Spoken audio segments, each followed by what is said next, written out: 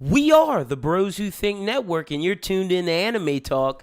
Enjoy. Hello, ladies and gentlemen, and welcome to another episode of #Anime Talk. This is episode 21. I am your host, Mr. Lynden Burton, and I'm joined once again, as always, with my co-host, Mr. Chrissa SJE. Chrissa, how you doing today, brother? Hey, man, I am tired, but I'm up at the same time. See, I'm excited. Last week, and shout out to everybody who listened last week. Shout out to all the fans who listened. Shout out to the fans who are supporting us on Twitch. We told you guys we're on Twitch now and on YouTube and everything. But last week we didn't have a lot of news. This week, I forgot Jump Force was out too. We got to talk. That's on the news too. Boy, man. And everybody gets to watch a stream. By the time you listen to this, after we record, we're planning on streaming a little bit. So by the time you guys hear this, you can probably watch our matches on YouTube. Just go to youtube.com/BrosWhoThink Network, or in the search bar search Bros Who Think Network, or it should still be on Twitch if you go to twitch.tv/Bros Who Think. But yeah, no, we're gonna have our Jump Force matches. But this week we got a lot of news to get into. We got fan questions. I'm excited for this week's episode. Man, me too, man. Cause like I just thought about it whenever you said that. Like last week, Jump Force wasn't out. You know what I'm saying? Last week, a lot of shit wasn't out. Like I'm excited for this episode. It was 2 weeks ago. Like you're right. This is every other week. But let's get into it with the news. First off, we got a new trailer. It dropped like 2 days after the last episode dropped. It's for this new anime called Vinland, the Vinland Saga. Chrissa, what did you think of the trailer? Release dates, I don't have the release date as of now, but by next episode I will have the release dates for Vinland if it's out. But Chrissa, what did you think of the trailer of the Vinland Saga? It looked pretty dope, man. It reminded me of like an older style, like movie kind of art. But I liked it. I liked it a lot. Like it's like new wavy though. Like it's HD, but it reminded me of like an older aesthetic. Like some not saying Princess Mononoke type shit, but like like some older kind of animation. It looked epic. I forgot who said it on Twitter, but I'm gonna give credit. This isn't not my original thought. I saw this on Twitter. Someone said it's what Berserk should have been. Oh. It reminds them of Berserk. I'm trying to. Okay, we have no release date for when the anime will be out, but basically, Vinland is about around the end of the millennium. Everything appears in every place. Tries of violence. The strongest ethnic group, Viking, Truffin, the son of a warrior who was told as the strongest child, lives on the battlefield as a young age, aims to become a visionary continent. So basically, we're going to see a hero's journey of this guy, Truffin, who's the son of a warrior, the Vikings. It's dope to see anime, like we always say, go in these different, I guess, get these different ways of inspiration from different parts of history. I love it when it's the Japanese influence, but I love when I see the Japanese take a look at either our culture or European culture. I would love to see them do African culture at some point. And I know now that I've been watching One Piece, shout out to Oda, he does a lot of that. Definitely. I feel like if a lot of people, a lot of anime or mangaka or whatever, they definitely reference shit in the past, and they reference different parts of the world. But I like seeing it done like in a refreshing kind of way. Yeah, I like seeing it be done correctly. You know what I'm saying? Because a lot of the time they could do it and just make it real boring or make it real corny. But when they do it, make it exciting and like it's dope. I hope this is one of those, like, there's some that do it like blatantly and upfront like this, but then there's some that do it, hide it in like a One Piece. I'd say like Full Metal doing with the whole Nazi German thing. That's the Full Metal stuff, and Radiant's doing a good job now of mirroring, I guess you could say, the the immigration system and how we look at immigrants in America and immigrants just around the world, because Europe has that problem with your immigrants as well. But super excited for Vinland, and as more information comes out when the release date drops, we will let you guys know. Be sure to check out that trailer. Super dope. And like Chris said, I like the animation. It seems like it has that 3D vibe, but the way that it looked like the 3D flowed in and out of the 2D, which I can get behind. Definitely. The fight scene looked intense. Yeah, it really did. Let's get into the next topic. This one is something that I told him before we even started recording, this is something that we were excited to talk about because it's something that I think needs to be talked about. We got to talk about piracy in anime and manga. Look, we have a quote from Haruki Nakano. He is one of the higher ups. He's the editor at Shonen Jump. He said this: "I'm glad that people are reading our manga, but it's a big problem for the artists, and it doesn't pay the cost of assistants, creating the manuscripts, and so on and so on. If left unchecked, it could destroy manga culture. I think it's important to encourage people who read pirated versions to support the official release and to make the official release accessible." He's talking about when it comes to them, about making it accessible, and that's why Shueisha has put out their manga site, Manga One. That's why Shonen Jump has the Shonen Jump app that you only pay $1.99 for. Chrissa, and me and you both said numerous times on this podcast, not to incriminate ourselves, but we know about pirate. We've been there. And I'm not gonna say we've done it, but we acknowledge that exists in the community, and we acknowledge it exists quite frequently, whether or not we partake in it or not. How do you feel about this situation and Hiroyuki Nakano's quote? I feel I got a lot of mixed emotions on the subject, just because in the manga industry specifically, I feel like it's more of a problem than in the anime industry or any other industry. That's why I feel like they're speaking on it, because definitely in the manga, and I don't really experience it too much, because I'm not one of those guys that's pirating manga, not to try to act like a superhero or anything. But it's just not like, if I'm gonna read manga, I'm one of those guys who like to go to Barnes and Noble. But if I don't even buy it, I might just sit down and read it in there, and then pick one out of the 3 I read to buy and throw in my collection. Well, pirating Barnes and Noble. Hey, I'm pirating the fuck out of Barnes and Noble, man. But no, I really do buy. Like, I buy like 2 to 4 books, especially Books A Million, because they be having a deal. Shout out Books A Million and Barnes and Noble. You know what I'm saying? No, I feel you. Because they be having like the buy 2 get 1 free kind of shit. So I might just try to get 1, but I might end up leaving out there with 3, 4. You know what I'm saying? But the point is, there's a lot of people out there that pirate manga specifically. Yeah, facts. And it may be a bigger problem in Japan than America, but I know Americans pirate the fuck out of Japanese manga because they got to. Yeah, and before this app, I know specifically it was a big issue because the chapters would leak before the actual chapter would be being sold, which was a big problem. And that's due to the fact that we don't get it in chapters how the Japanese get it. We get it in volumes at the end of the month. And I see the thing about that is also, as the Japanese get it, back in the day they used to get it, first, and we would have to wait for however long for the book to come out. Now it's the era of the internet. As soon as it drops in Japan, we have it, but we only have it. I'm sorry, it's pirating. Yeah. But we only have like the raw. We don't have the sub, if you will, the translated. And there are people who are like quick to be like, all right, I gotta hurry up and translate this shit. Yeah. It's like a big pirating thing to where motherfuckers try to be the first one with the English translations, or try to be the first person with the Japanese one before it even drops, which is a problem. But nowadays with the Shonen Jump app, and a lot of things as far as manga, I don't see a reason to pirate unless you're just doing some scummy type of shit to try to like beat them to the punch as far as uploading it.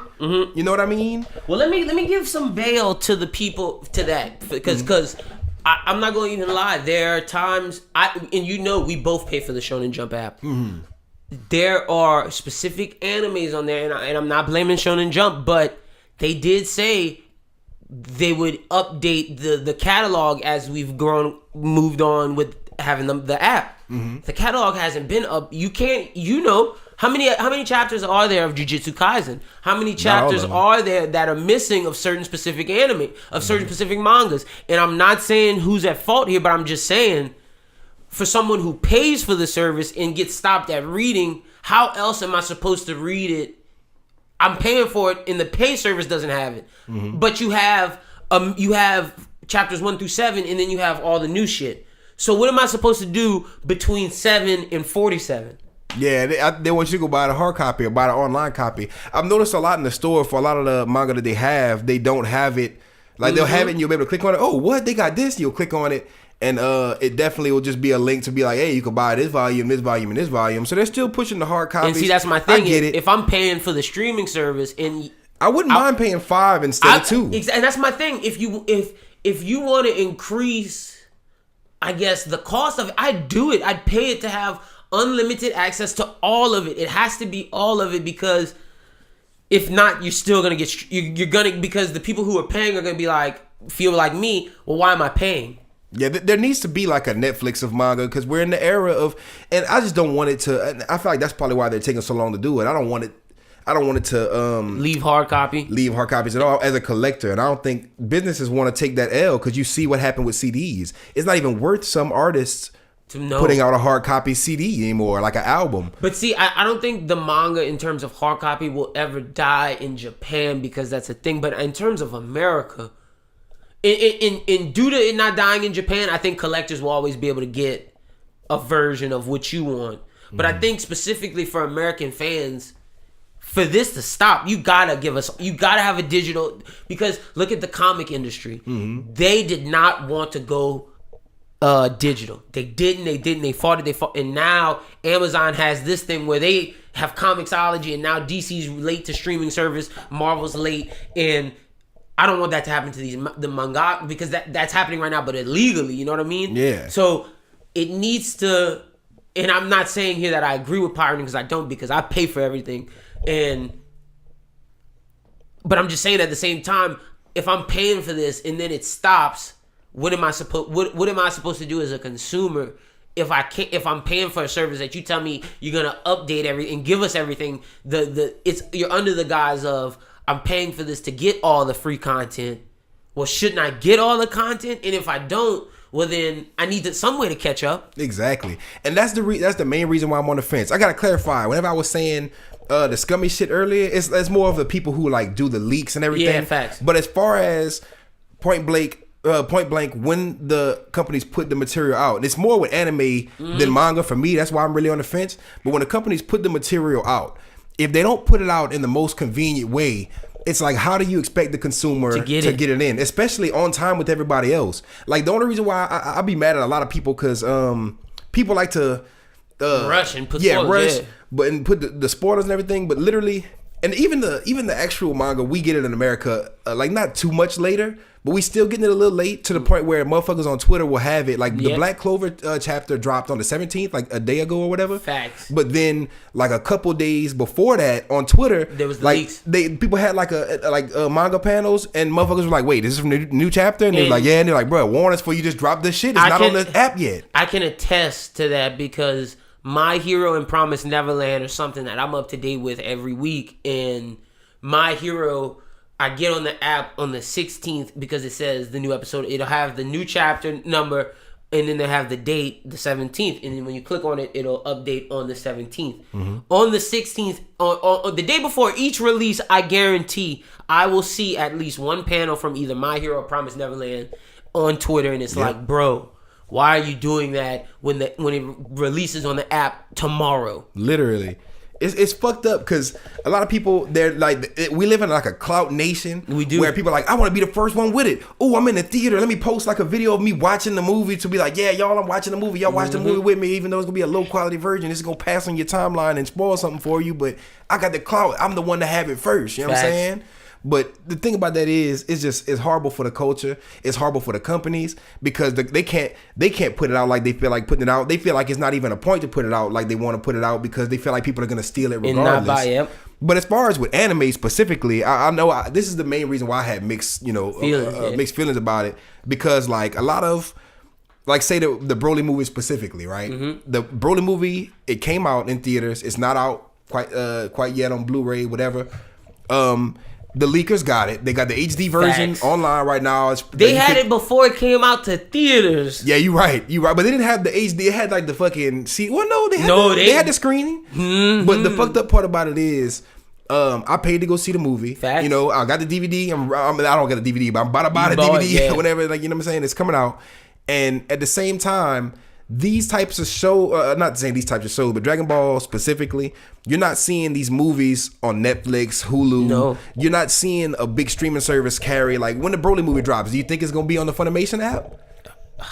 Because I don't think the My Hero movie's on the app, if I'm not mistaken. I could check to make sure. That's interesting. You can see I don't have Funimation. I'm Crunchyroll VRV. Now, see, I got the Funimation app. Like, I'm like, this is where I watch Black Clover and Promised Neverland sub. To be honest, if you have the Funimation app, I expect it to be there. But you see, this is the thing. I was watching, and Funimation, is the American, the English dub version of like iconic series like Yu Yu Hakusho, which of course the dub is on Funimation. But Super, it's like they're not.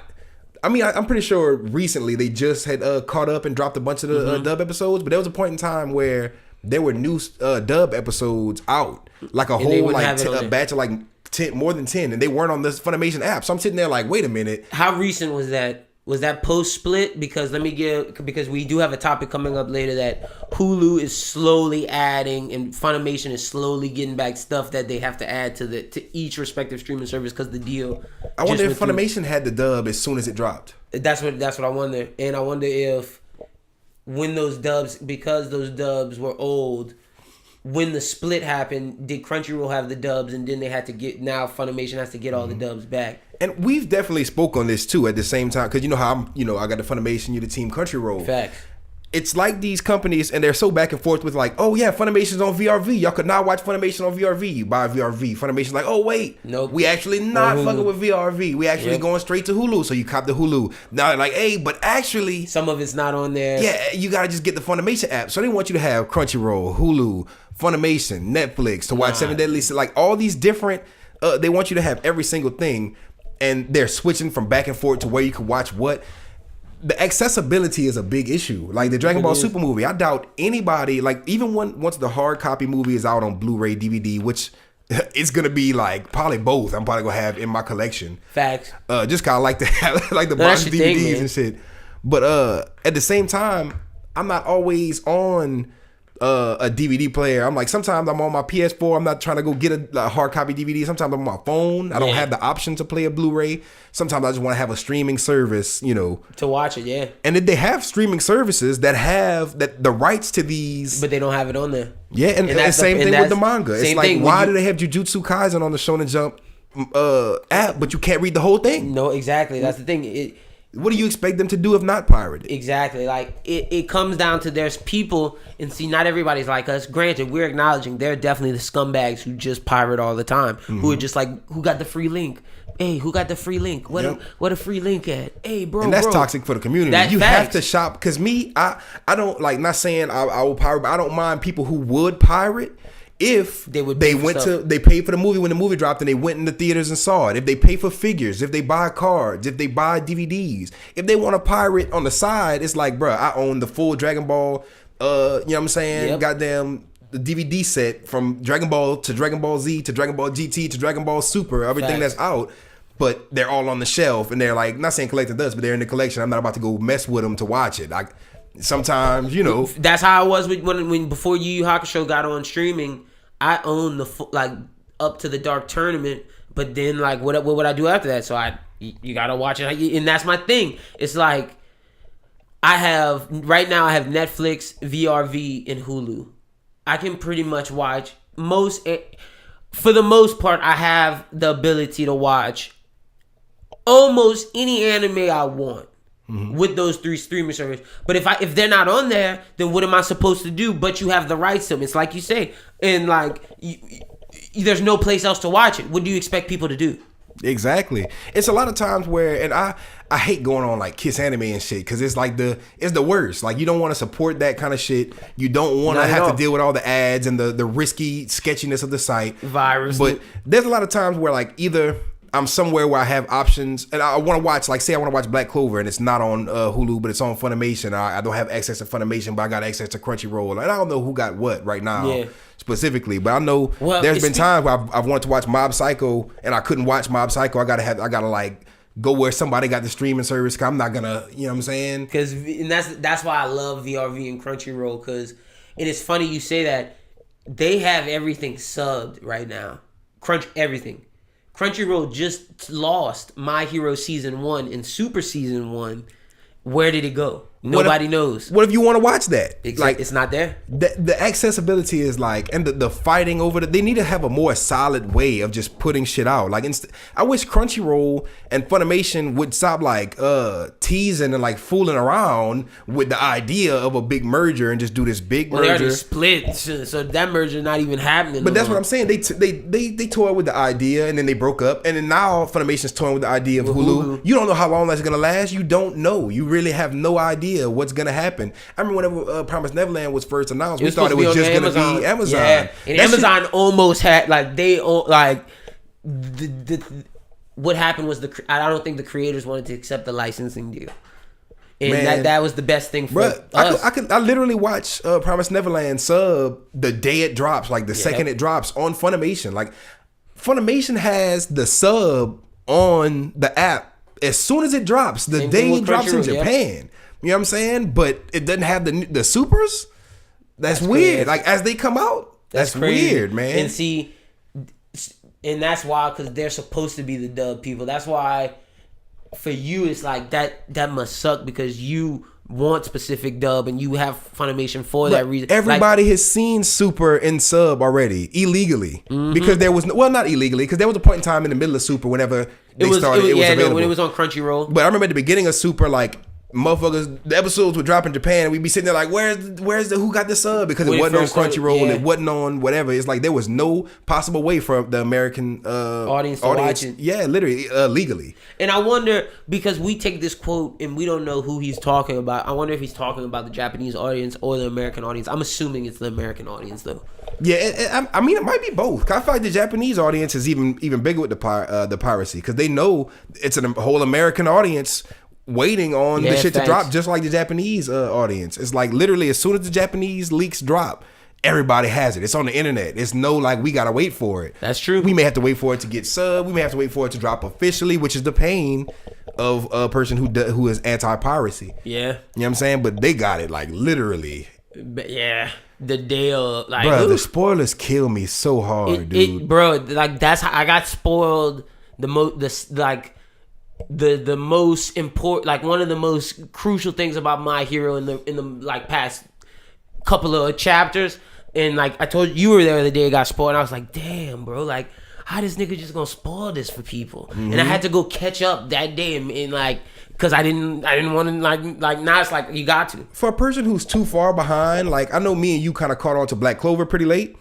As far as something like that, if we see a spoiler, it's like, okay, you don't even have any context to it, so it's like you can't be mad because you're catching up. But if it's nothing worse than being caught up on a series, then boom, spoilers. Like, dude, I can't even watch the new episode. How do you even? That's why so many people were mad about the Broly shit, because everybody was dropping clips and shit. The people who got to see it exclusively, it's like, dude, I bought the ticket 2 months ago. Like I'm just waiting. Yeah, like don't mess with me like that. So like I paid for it to get the full experience, you know. I feel that. And even if you're not a piracy kind of guy, the people who do pirate ruin the experience for people who are trying to stay out of that. Yeah, it's just it's bad for the culture all around. Yeah, so in one hand I agree. In one hand it's like y'all gotta make it as easily accessible as possible. No, I feel that.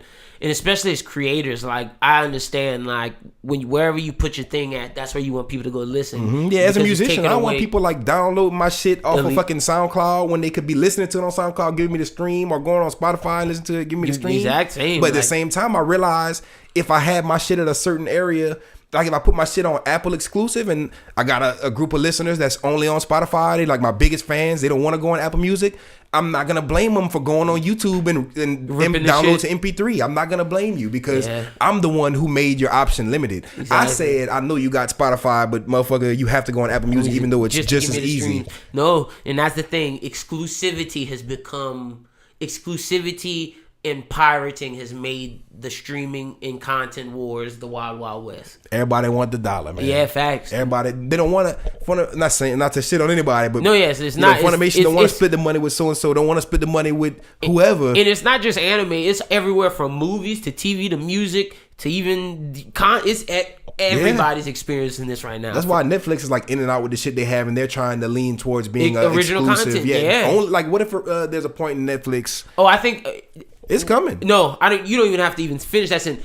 It will happen to the point where Netflix will only have exclusive content on it. Yeah, especially if they keep getting quality content. Even with anime, they got 7 Deadly Sins right now. Because it's due to the fact that Warner Brothers, Disney, all these other companies who own Fox, they're coming up with their own streaming services. So these people like Hulu and Netflix have to make original content. Amazon, they have to make some of these places will be original content only in I'd say, but in the next 5 to 10 years for sure. Huh.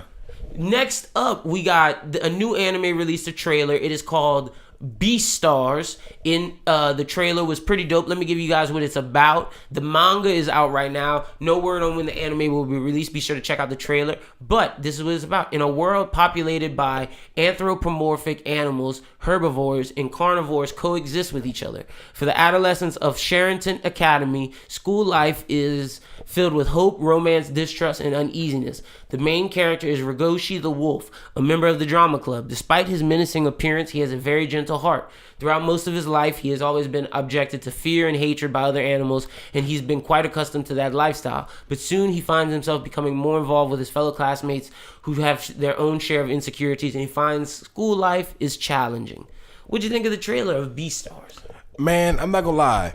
That was very intriguing. I liked it. I didn't know what I didn't know what I was in for before I watched the trailer, but when I saw it, it was something that I didn't know I needed. That I'm very curious. I'm glad I got it because now I got something to peep whenever it drops. And I'm like, I'm not saying I'm more excited for it than anything else, but it's one of those ones that caught me at the trailer. Mm-hmm. A lot of the trailers catch me, and I'm like, okay, I got to see what the first episode's hitting for. You know, I got to see how the pacing of the show goes. But this thing just got you just by the pictures and everything. It was such a quick trailer. It was such like it was pictures. Then it was like a quick scene of action. I was like, okay, I'm in for at least the first episode. See, me too. The trailer got me intrigued more than the description. The description makes it sound like slice of life. The trailer made it seem like a mixture of horror, like some horror, gory, but like it didn't seem like it was slice of life from the trailer. Man, even if it is slice of life, I'm gonna definitely give it one episode. I've been getting into, I'm not saying more slice of life lately, but I've been getting into more things that are kind of slice of life.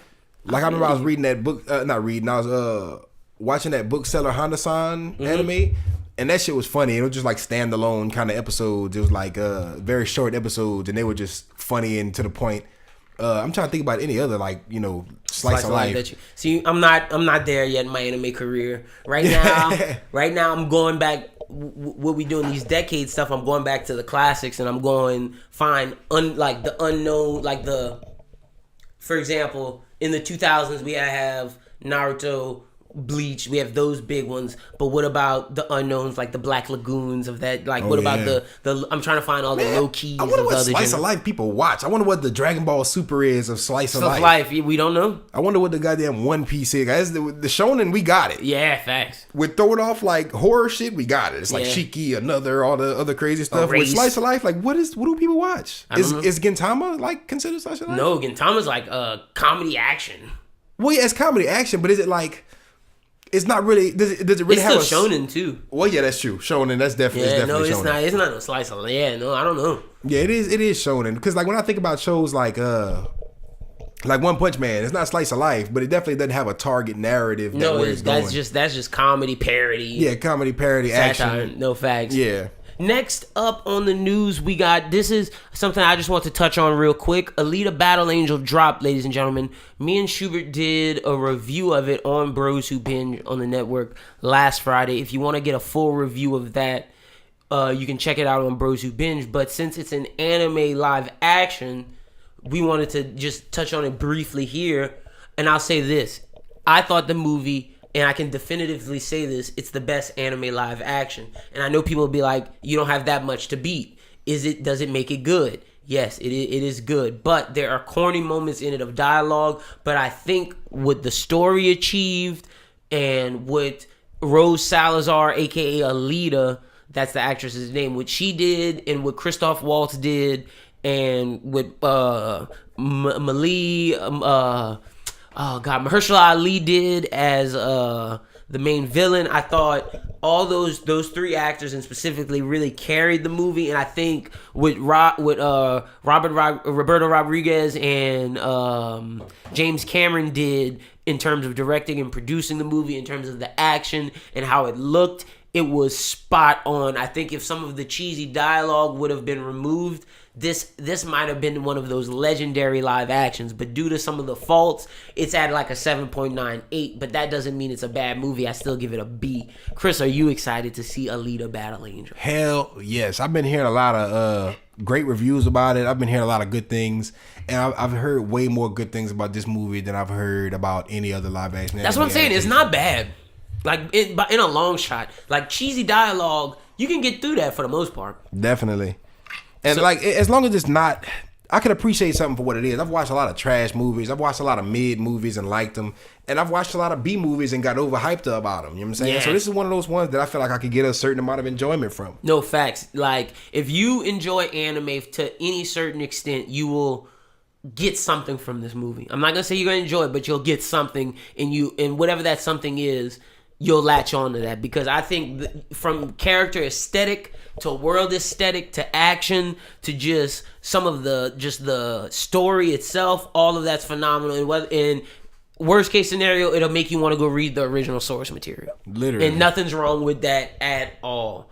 So next up, the next official topic we have, Hulu, because of the Funimation deal that we talked about earlier, has some addition. Here are some of the additions coming to Hulu, and I have the dates with them as of today. Steins Gate Dub is now streaming. Steins Gate Zero Dub is now streaming. Fairy Tail Season 1 through 9 dub is now streaming. Code Geass Lelouch of the Rebellion dub and sub becomes available February 15th, so that means it's streaming now. Outlaw Star sub and dub is streaming now. Drifter's sub and dub will become available March 1st, and Mobile Suit Gundam Iron Blood Orphans will become available April 2nd. At least this is a step to what we were talking about. Man, I feel like we just need to get everything on one. It's going to be like this. Service. It's going to be a bunch of months because you got to think they're going to build hype for people to go to the streaming service on that day. Yep. It's going to be like that for a while. But like I said, by 2020, we should have everything on there. Man, hopefully.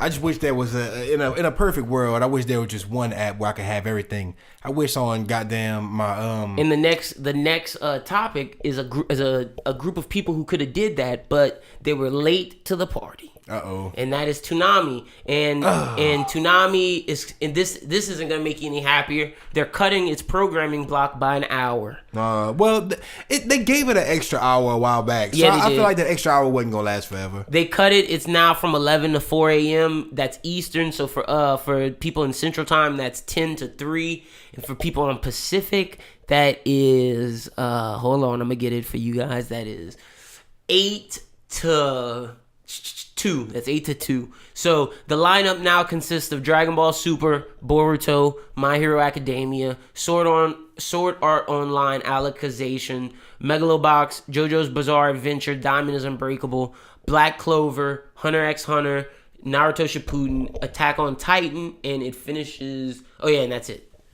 Man, how you feel about that lineup? A bunch of iconic series. Yeah. Only Toonami would have the best lineup.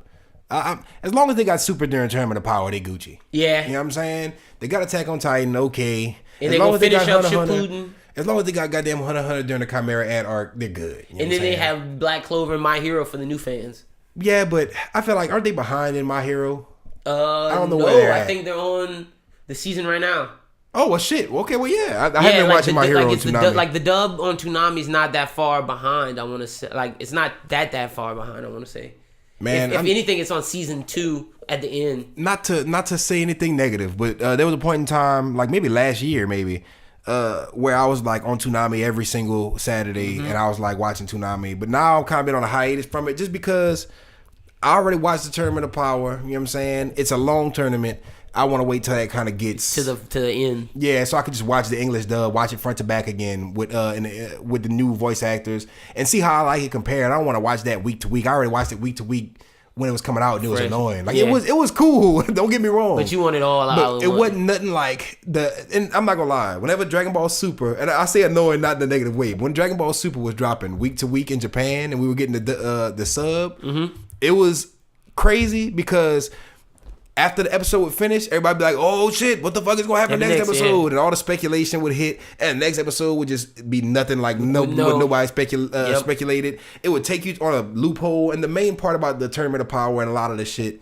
Everybody's predictions were wrong. Yeah, everybody's predictions was super wrong. The action, the parts that hit hard were supposed to hit hard. They all hit like they were supposed to hit.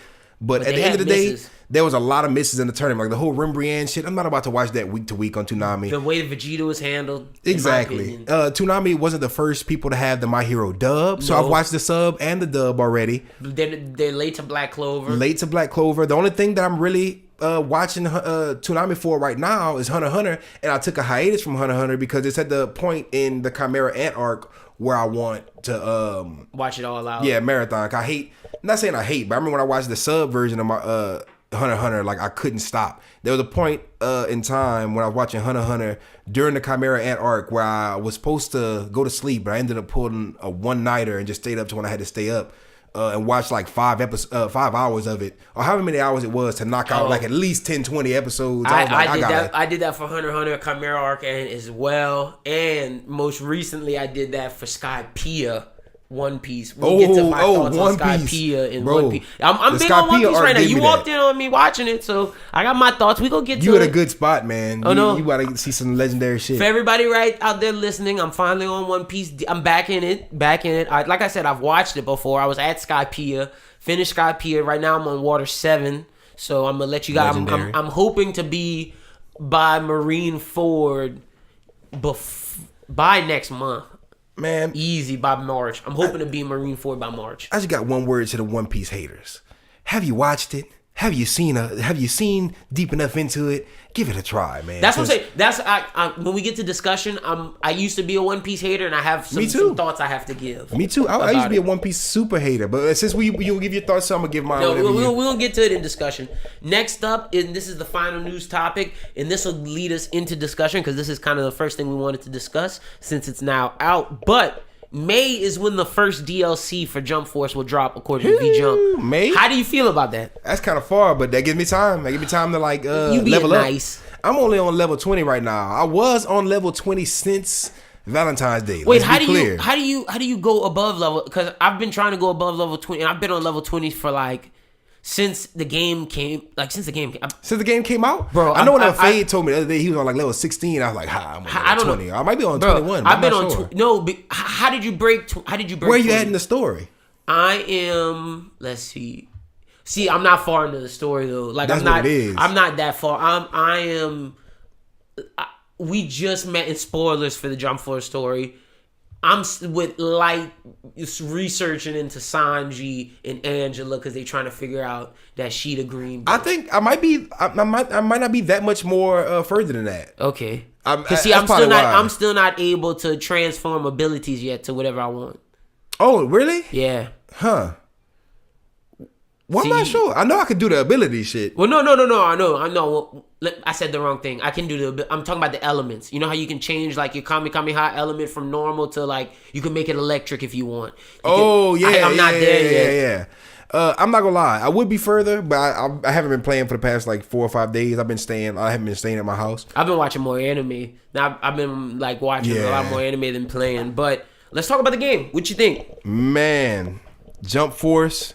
I see a lot of people shitting on it. Yeah. But I see their gripes, but I don't agree. I'm not, and this is me coming from a standpoint. I'm not a big gamer. A lot of people tend to think I am, but as far as games go, specific ones. I'm a platformer. I love like the Super Mario. Like I'm like one of those people like, oh man, nobody can play Super Mario better than me. Like all the Super Nintendo games, all the what's other like examples of that shit? Like I play Pokemon, GameCube, Wii, all that shit. Like you play like the Nintendo stuff and then like anime stuff. Yeah, exactly. I'm an anime game guy. Any anime game, I'm excited to play it. I'm a fighting game guy. I'm an RPG game guy, and I'm just like a hard. How can you? Front to back of screen 2D scroller kind of game kind of guy. No, I feel that. Now, at the same time, I'm not like a Call of Duty kind of guy. I'm not like a God of War kind of Resident Evil. You're not into the big mainstream first-person games or the shooter game. Now, see this. I understand the appeal. They're great stories. Yeah, and I watched my homie play through God of War, the most recent one, front to back. I saw the whole story with his kid, and it was just like the craziest. Like I didn't think you could get that from a video game. And see, I think that point right there, people need to know what type of game they are freaking playing. Who the fuck was expecting the best cutscenes from Jump Force? You got 40-something characters. Bruh. If you about to get the best cutscenes of all time, you about to have like less characters than J-Stars. You're ridiculous if you think that. Have you seen everything that Bandai has done with anime gaming up until this point? And every game is it's been like this. From Naruto, didn't even look that bad to me. It didn't look bad, and that's the thing. This is one of the better looking ones that Bandai has done. But in terms of story mode, from Naruto Ultimate Ninja Storm all the way back to Dragon Ball Z Budokai, all the way up to fucking Xenoverse 2, niggas do not talk in those cutscenes, and the cutscenes all look shaky. And there were scenes where there were cutscenes and where they were talking, and those we were had dope. a lot of that. You can't get all in Xenoverse. You get a little bit splashed in there. Like you said, if you expect all of that, then the game would be different. You wouldn't have as many characters, and we still have gripes about. I still have, and I tweeted this. I was like, as dope as it is to see Deku and Asta in the game, it still feels short. It feels like it. That roster doesn't feel as big as J-Stars. To be honest with you, I'm so glad. And the thing is, I got all the J-Stars characters,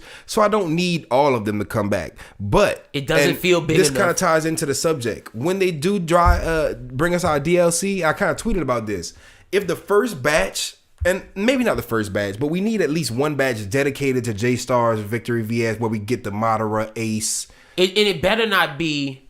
Because they said they're doing 9. See, 9 for DLC is so little. But what are you going to do? One, it better not be one every couple of months. Like, you got to do it like 3. Like, do it like that if you're going to do 9. And I think they need to have... They should have added 15 characters. Because I can name 15 that you can do. Ace needs to be there. Definitely. Madara needs to be there. Hiei needs to be there. You need female representation because you lied to your female audience. Sakura needs to be there. Madaka needs to be there. Facts. Then you need OG Shonen Jump. Suna needs to be there. Facts. Arale needs to be there. More female representation. The cop that you like needs to be there. Well, I don't really like him, but he was fun to play in the game. But he's OG Shonen Jump. He was not fun to play as to me in J-Stars Victory VS, but in the DS game, he was fun. That's 7 right there. Now let's get into the people we want. Wait, did you say Gintoki? No, didn't say him. Gintoki as well. Toriko, that's 10. That's 10 just people that's not even getting into my wish list. That's just people that absolutely need to be in the game right now. That's people who should have been in the base roster. Exactly. Facts. Now, 5 more they should need. Kuwabara, Kurama, Itachi. You need a Boruto. You need a Bakugo. Or a Todoroki or All Might. Someone else from My Hero. All Might and Captain Yami. Because I was going to say or... I want to run those guys on a match against each other. All Might versus Captain Yami. Those two are the most flexed up. They're the new generation. Like I remember watching Dragon Ball Z. You got the Master Roshi, the King Kai, the people who train him. Naruto, you got Jiraiya, Kakashi.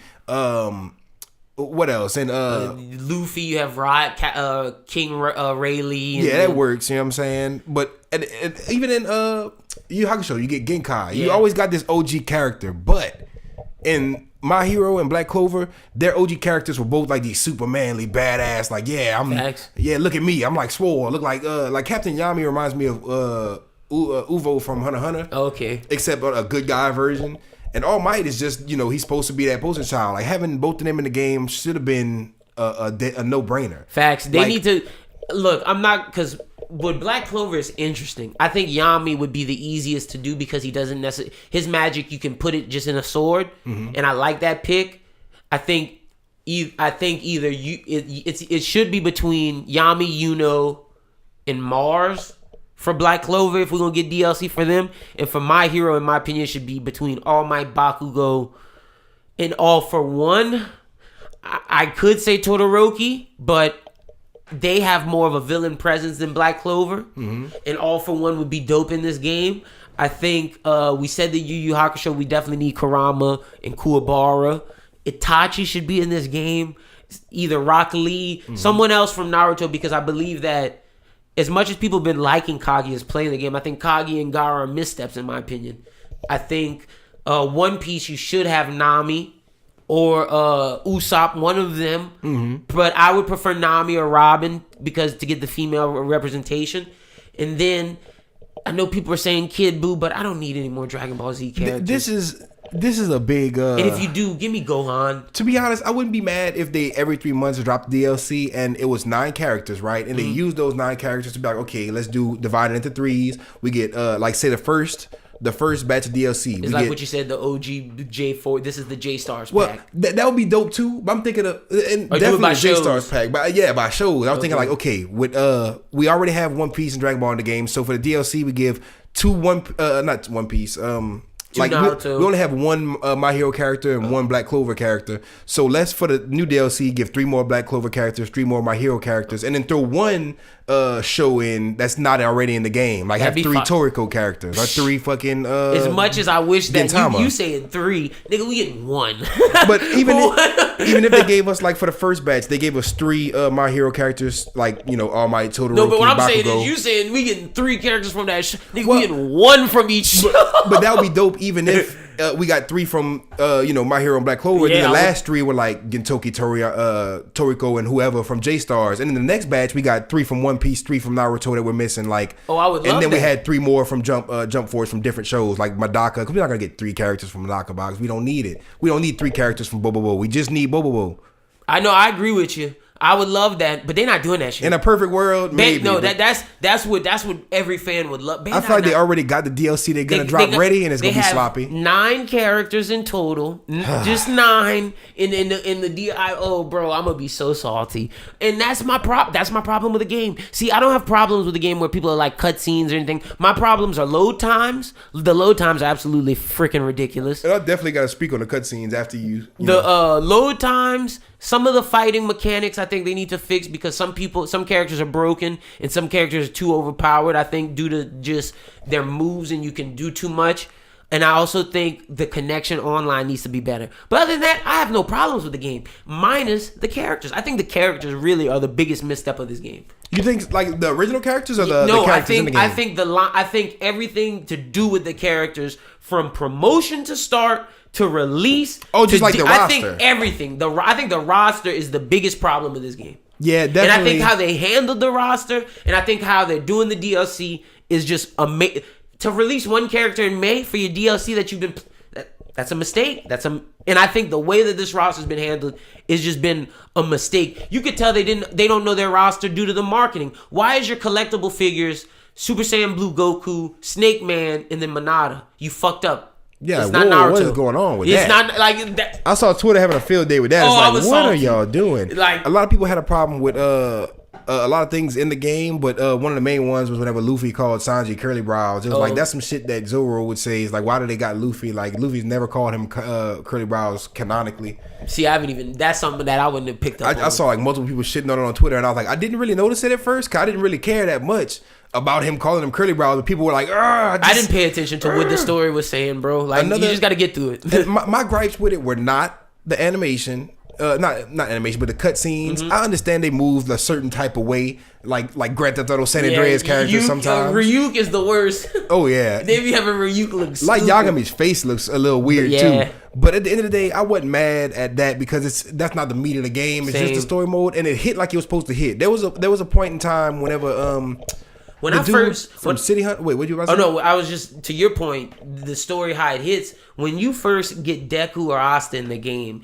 If you're a Shonen Jump fan, it touches your heart because you can see Deku with Naruto, Luffy, and Goku. That's something that's what I loved about the story mode. Some of the things they did like that. The interactions hit hard because you see these and not just the interactions before the fight, but like the actual story mode interactions. Cutscenes. Yes. I'm sitting there like, man, this hits home. You get to see, and I can't think of any good examples right now, but you see these characters interact in a way that you would want them to interact. You see like somebody like Yusuke. I remember they had mentioned the Bleach world, and Yusuke was like, oh, that's something like Botan. And I'm like, bro, all the fans wanted them to say that. Yes, when I thought that was a great reference when they were like, you have to go get Ichigo. And Yusuke was like, wait, he's a soul. He gets souls. That's Botan. Yep. And that was a great moment. Another good moment was, I believe it was Luffy.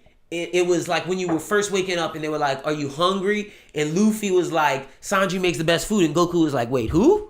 And Goku's like, I need to try that. And Luffy's like, oh, bro, you definitely need to try that. Every time Luffy and Goku talks about food, I love it because those two are the hungry ass main characters. Those are the key perfect. moments that I think they nailed. Now, see, a lot of people didn't like this one thing. Oh, you talking about the racist shit? No, not the racist shit. That was funny. I think that was just. I didn't even think that was racist. I think that was more of a meme. You know what I'm saying? I think that was a big fucking. It was hilarious meme, but I feel like people taking it serious are just taking the meme too far and the trolling too far.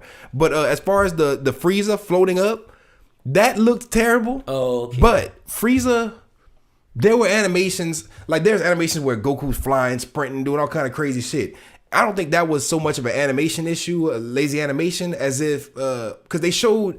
At the end of the story where Whitebeard did the same shit. Blackbeard did the same shit. I'm like, Blackbeard doesn't just fucking fly like that. No, that's the portals pick him up. And in that, to what you talking about, when Goku moves fast, that's a cutscene. That's like them actually. That's like the movie quality. Mm-hmm. But the stuff that you're talking about when floating, that's mid game. That's like that's mid game cutscenes. Those are different than the actual cutscene. Like the mid where you have to click A every time. They don't have high range of motion at all in those things, and I wouldn't expect that. But they do a little bit, but not a lot. But even that one little thing, Frieza was not like flying up. Like you could tell he wasn't. No, he's just floating. They literally just sucked him into a portal. The same thing with Blackbeard. Like, what did you expect Blackbeard to do besides float up? I seen people using the Blackbeard as a thing to be like, oh, look at this animation. This is the game y'all been waiting for.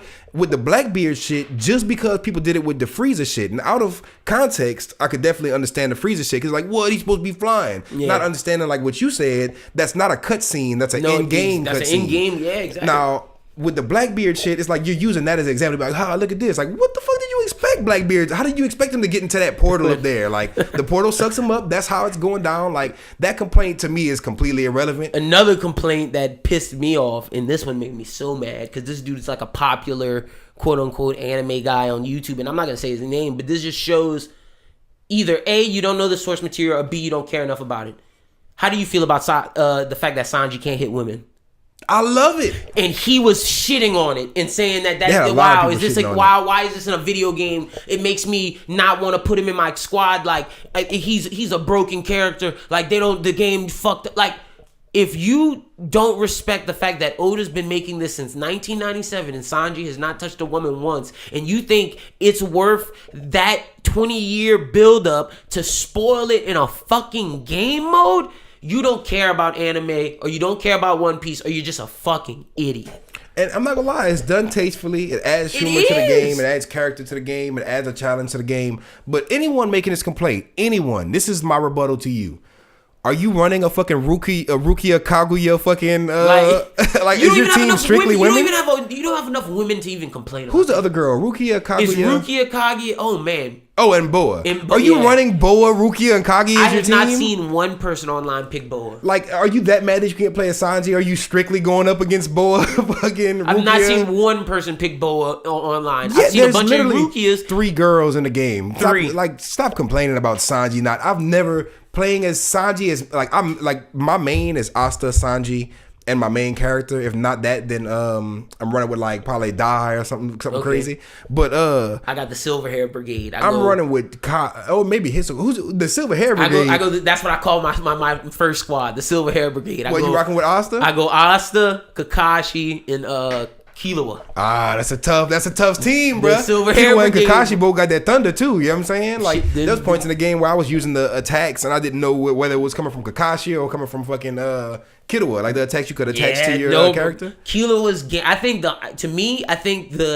if you want to ask me which shows has the dopest character moves, I think the Hunter x Hunter group has the best characters in the game. Because Hisoka's badass, Bones badass. Love him. I think Killua might be one of the best characters. Like from Godspeed to his stunt, like every move he did badass. And Kurapika is the weakest one of the 3. But I feel like he could be used good. Exactly. I just don't know how to play as him. Me neither. I tried. Trust me. And I definitely tried as well. Let me see how Kurapika could. Same. I played more as Kurapika than I did as Sasuke. And that's facts.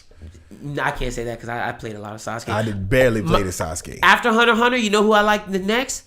I love the JoJo characters. They say the JoJo characters are the OP ones they in the verse. Bad.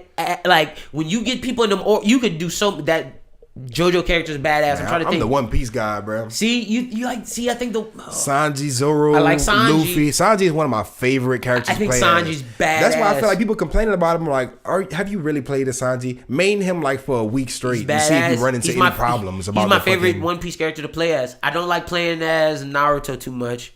Yeah, not really. Fun. I don't like anybody in the Naruto universe to play as besides Kakashi. Real. See, I love Kakashi and I like Sasuke. I don't like Kakashi is the only one I could really play as. I like Boruto's moves are dope. Oh, wait, no. I didn't count Boruto, but yeah, definitely. Boruto's moves are dope. I actually play with Boruto a lot. Same, because that Rasengan he does that he can throw that disappears, you can get behind somebody and attack him and it'll just knock him out. Yeah. As long as you're still in the frame. Bro, I be rocking with the young team too, with the Asta, Deku, and Boruto, or even switching it out with Gon. See, all the kids are hard in this game. The kids are Deku. I lied. Deku, yeah, he's kind of broken. But at the beginning, I was definitely playing with Deku. I was just because I wanted to, and I want to love Deku. I love that team, bro. Same, and it's just his special moves are they're not rangeless, good. Dog. Yeah. They're so like, oh my god, like I added Deku's moves. Like that was some of the first. Being a fucking idiot and just a My Hero fan, I feel like they shitted on My Hero fans. They did, because I bought the out of the store. I bought the My Hero moves first before I bought anything else. That's the first moves you bought. I think because they line you up with the Kamehameha first. Oh no, you get to pick. Because see, I went Naruto moves. But that's the thing. I went One Piece moves, and they still gave me the Kamehameha. Okay, so wait, you chose Team Beta. I chose Team Beta for Interesting. Sure. I chose Team. I thought you were gonna choose Alpha. I really. You thought I was gonna go with Dragon Ball? Yeah, fuck that, son. Like I thought you was gonna go with Goku. Oh, bro, I gotta say this too, since we're just talking about the game and getting our opinions out. Facts. Bro, whenever I first there's a mission, not even really a mission, but like it's at first you go through. You literally have to deal with all of them, no matter who you pick. You have to go to the Naruto little area. You gotta talk to each of them. Yeah, and whenever I went do the mission in the fucking Goku area with Goku, Gaara, and Zoro, I'm like, oh, so this is the annoying area. Because the whole dialogue, I'm sitting there like, y'all niggas are annoying. Bro, I did not like... why did they have Goku with Gaara and Zoro? And like Piccolo is over there. It's like so annoying, bro. And then when Vegeta got to... Spoiler alert, but there's a bunch of rowdy niggas. Like when Vegeta got there, he went with Luffy team. Mm-hmm, yep. And the thing is, I liked it too, even though I'm calling them annoying, but I loved the experience. But at first, I loved it because it was annoying and it felt like real to me. Come like, bro, I don't know if you fuck with the anime kind of YouTuber kind of guy, or RDC World or whatever. Yes. He did this new show called like Anime House. Yeah. And he's like, it's like all his favorites in the and they're all like fighting, and it's like in reality, what would happen if you put these alpha male characters like Zoro, Goku, and Piccolo, Gaara together, and it was like just an annoying room full of macho niggas like, oh, just fight, let's fight. I'm like, oh, I gotta move around from over here. These dudes are just raged out. I was loving the Sanji, Luffy. See, you like that? See, that's why I went with Gamma. I fucked with the Naruto, Sasuke, Kakashi. I couldn't even rock with that one either, because it just felt like the Naruto verse with maybe like with Sabo in it. Like, why is Sabo over there? You had Trunks. I like that Trunks was there because it felt right, because Trunks, being the Xenoverse dude, this is the spy group. This is the group that does the undercover missions. That's true. And then, who came over there? The JoJo group and Hunter x Hunter's all on Gamma. Oh, well, that's true. Hunter x Hunter's all on Gamma. Asta is with Goku, I think, and then Deku's with your team. What, isn't like Kenshin with the Goku team? Kenshin, I think, is with the Goku team. Wait, I think Asta is with my team, right? No, Deku's with your team. Whack. Asta's with Goku. Deku's with you. Yeah, you're right. Asta is with Hunter Hunters. All Hunter Hunters with mine. I think I remember saying that now that you say that. I remember like, JoJo's with mine. Ichigo's with mine. And then Renji's with yours. Ruki is with yours too. I think you got the Saint Seiya. I got both Saint Seiya people as well. Bruh, annoying. Oh yeah, I didn't like them. I don't like those dudes. I'm not gonna lie, their special attacks are kind of hitting. No, their special attacks are badass. I don't like playing as them, but their special attacks are pretty cool. Same. I'm the same way. I'm trying. Like, you know who else I don't like playing as, but I had their special attack attached to my character right now. Who? Kaguya. Ooh. That attack where she like punch you in the fucking neck, I'm like, oh, that's savage. See, I have the Fist of the North Star punch attack on mine. I got two punches. I got the Luffy, like the fire punch, and I got the Kaguya punch. See, I got the fist. That's the only punch I got. And I lie. I got the fist, and then I got Goku's Kaioken, because that shit, no matter where, I have to have two attacks. My special, no matter where I'm at, if I'm charging you, it's hitting. Black Meteorite. Bad ass as fuck. Man, you can make me try that attack. I don't even have too many special attacks. I have literally two. No, my ultimate is Asta's. My circle is Kaioken. My box is Thunderbolt from Killua, and then my the last remaining button is Godspeed. So I have a defensive one. Okay. So when somebody punches me, I electrocute the fuck out of them. Bruh, hard. Yeah, no, this game, like you see, you can tell by how we talk about it. We like this game. And one last complaint before we kind of move on, because we kind of been on Jump Force. Yeah, it's like every episode for the past 6 months. But now you get to watch it all built up to this. And now people get to watch us Twitch, because after we record this, and by the time they're hearing this, they should be able to watch our episode, our first matches, quote unquote. Yeah, I'm ready. On YouTube and on Twitch. And there's going to be more to come too. Cause I feel rusty, not making no excuses. Cause I might still wax you, B. I might wax you, B.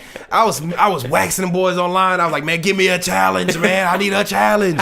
But no, not playing as my main character gonna fuck me up, because that's my. See, you play as him online? Yes, like that's interesting. I don't play as mine online. I finally got my perfect mix of attacks that I like. I don't like maining. Because I main 3 characters, but as the main person I'm, playing as is mine. Yeah. I don't like playing mainly throughout the as like one character from the game, because they all are kind of have their own little benefits. Yeah, their own little benefits that I use them for, and everything else is kind of like not right to me. See, no, in the game I switch up multiple. Like I don't play with the same people in the game, but I'm talking online. I never pick my dude. Online, I'm picking the anime. See, I might start picking my dude, because I know my dude's like strengths and weaknesses. Yeah, exactly. See, I might need to start picking him online. Not that I was losing online, but I'm just saying that's interesting. I never picked it. Like, I would always go anime people. I'm glad you said you differentiate between the game and online. Of course, you got to, but with this game specifically, that was my last complaint. Like, the in-game battles, they get kind of stale, repetitive, and it's like That's why the online is so important. Your opponent is just trained to block, counter. And I'm sitting there like, bro, if I know all you're gonna do is block, counter, I'm gonna like hit you to where you block and then counter right as soon as I finish attacking. I know you're about to counter my attack, and then as soon as that, I just block and counter you. Another thing I have with this is gameplay mechanics. They gotta fix the counter, because it like. Sometimes it works every time, but then sometimes it's like, bro, why am I not countering? And I know I'm pressing box before this nigga. Because they say, right as you see the punch, you're supposed to press it. And I know they don't count. They do not counter every time. And I'm like, I'm smashing it. And I'm like, yo, where is this at? They got this. That's another in-game mechanic they got to fix. I feel like with the patches, they're already working on the loading. Oh, yeah, they're working on it. They're working on gameplay mechanics, loading, and then online mechanics. Hopefully by the time I get back on it, like Tuesday or like Wednesday. There should be a new patch at least by the end of February, if not before then. Yeah, hopefully we get a new patch, because goddamn, it was fun as hell. And don't get me wrong, I love the game. Same. I looked at the naysayers and the complainers on Twitter, and I fussed. I did a lot of fuss, and I was like, y'all tripping. You tripping. I was upset. You tripping. Everybody posting that same clip. I'm like under it every single time. Like, tripping. Like, I'm just mad because they're missing like everybody posted that one clip at the beginning where they were like, oh, Dragon Ball Z characters walking like they gotta stick up their butt. It was like Vegeta doing this weird move, and your character sticks their neck out to look, and then Trunks and Homeboy walk up and it's all stiff. But who cares? Who plays the game for that? You play the game for the fights. Like that's what I'm saying. This isn't a story. Like, for example, this is not God of War. If this was like God of War, it wouldn't be multiplayer. It wouldn't be. It would be just, your character. You wouldn't get to play with all the other anime characters. Exactly. You would just play as your character specifically and go through a damn good story. Yep. It wouldn't be about the fights. But this is about the fights. It's not about the story. And even with the story, and not even the story, but the dialogue. Like, even if we're not talking about the fight specifically, the dialogue was always good. Even when they weren't talking, like when they were speaking, it's cool. But I'm not caring about the animations regardless. I gotta read it anyway. Like, it's not like an anime. I can't run back and then look at the beautiful animation. It's not like that's what the point. Let me tell you the dumbest complaint I heard. I thought the Sanji one was the dumbest, and I just remembered it based upon you saying you gotta read it anyway. Somebody was like, why am I buying a game and I'm in America, I speak English? Why am I buying a game that there's dub version? Why are these people speaking and why I gotta read subtitles? So apparently they haven't played any fucking that's why I was like, you just don't know Japanese fight. And not even Japanese, like American fight. A lot of games with subs. For me, when I play Naruto games and they're in English, I go change it to Japanese. I'm not gonna lie, I like Xenoversion English, but My Hero, it doesn't throw me off that it's in Japanese. I actually like it. I like it a lot. That's what I'm saying. But I love the fucking Japanese inflection when shit is intense. And if people think the Jump Force is bad, go play the My Hero game and then come tell me what bad is. Yeah, like you don't even get like subs. Like, not saying you don't even get subs, but there's a lot of dialogue in between shit. You don't get. Oh yeah, and like the character, they look bad, bruh. the main reason why I will never shit on the Jump Force story mode, animations, or anything, because at least we got that. Yeah. And My Hero, you got like a little comic book that you had to go from thing to thing, and it was like doing little missions and shit. It was annoying. It was super formulaic. Yep. Super repetitive. And in J-Stars, you were literally on a boat going around to the different places, and it wasn't even like you didn't have a lobby. No. It wasn't like a Xenoverse fucking fighters lobby where it was like you could interact with online characters. You could ride in a vehicle. You can go from place to place. It's almost like a limited open world. Yeah. I'm not saying open world, but like it's a limit. You can move around. Like I liked Jump Force reminded me of Xenoverse 1 where you could move around, but it just wasn't super deep. I'm glad it took the Xenoverse model, because out of all the fighting games, I think the Xenoverse model works well with it. Yeah. They tried the with the boat stuff. They tried with Naruto and One Piece fighting games doing. I don't think J-Stars. It was. I like this story mode more than J-Stars. For sure. Because the only reason why I was playing J-Star story mode was to unlock people. This one I'm actually playing to figure out who caned it. Like I want to. I'm actually living for these interactions, bro. Yeah. Like these interactions are hitting me. Like whenever they had I don't know if you got to the mission with the 3 Taguros. Yeah. But it's like, oh shit, nigga, we gotta fight 3 fucking Taguros. I was like, I don't care what game that's in. You give me like, I gotta fight Taguro, then like another Taguro pop out of nowhere. And it's massive Taguro. It's like, oh shit. What made me a little upset about that is I was like, I don't think Naruto and Gaara would lose to Taguro like that. Yeah, to be honest with you, if it's like modern day, like if it's Gaara by itself, you're washing Taguro. Not to shit on Taguro because he's a god body character, but he's not Gaara god body. He's just muscles and fists. Like that's it. Like.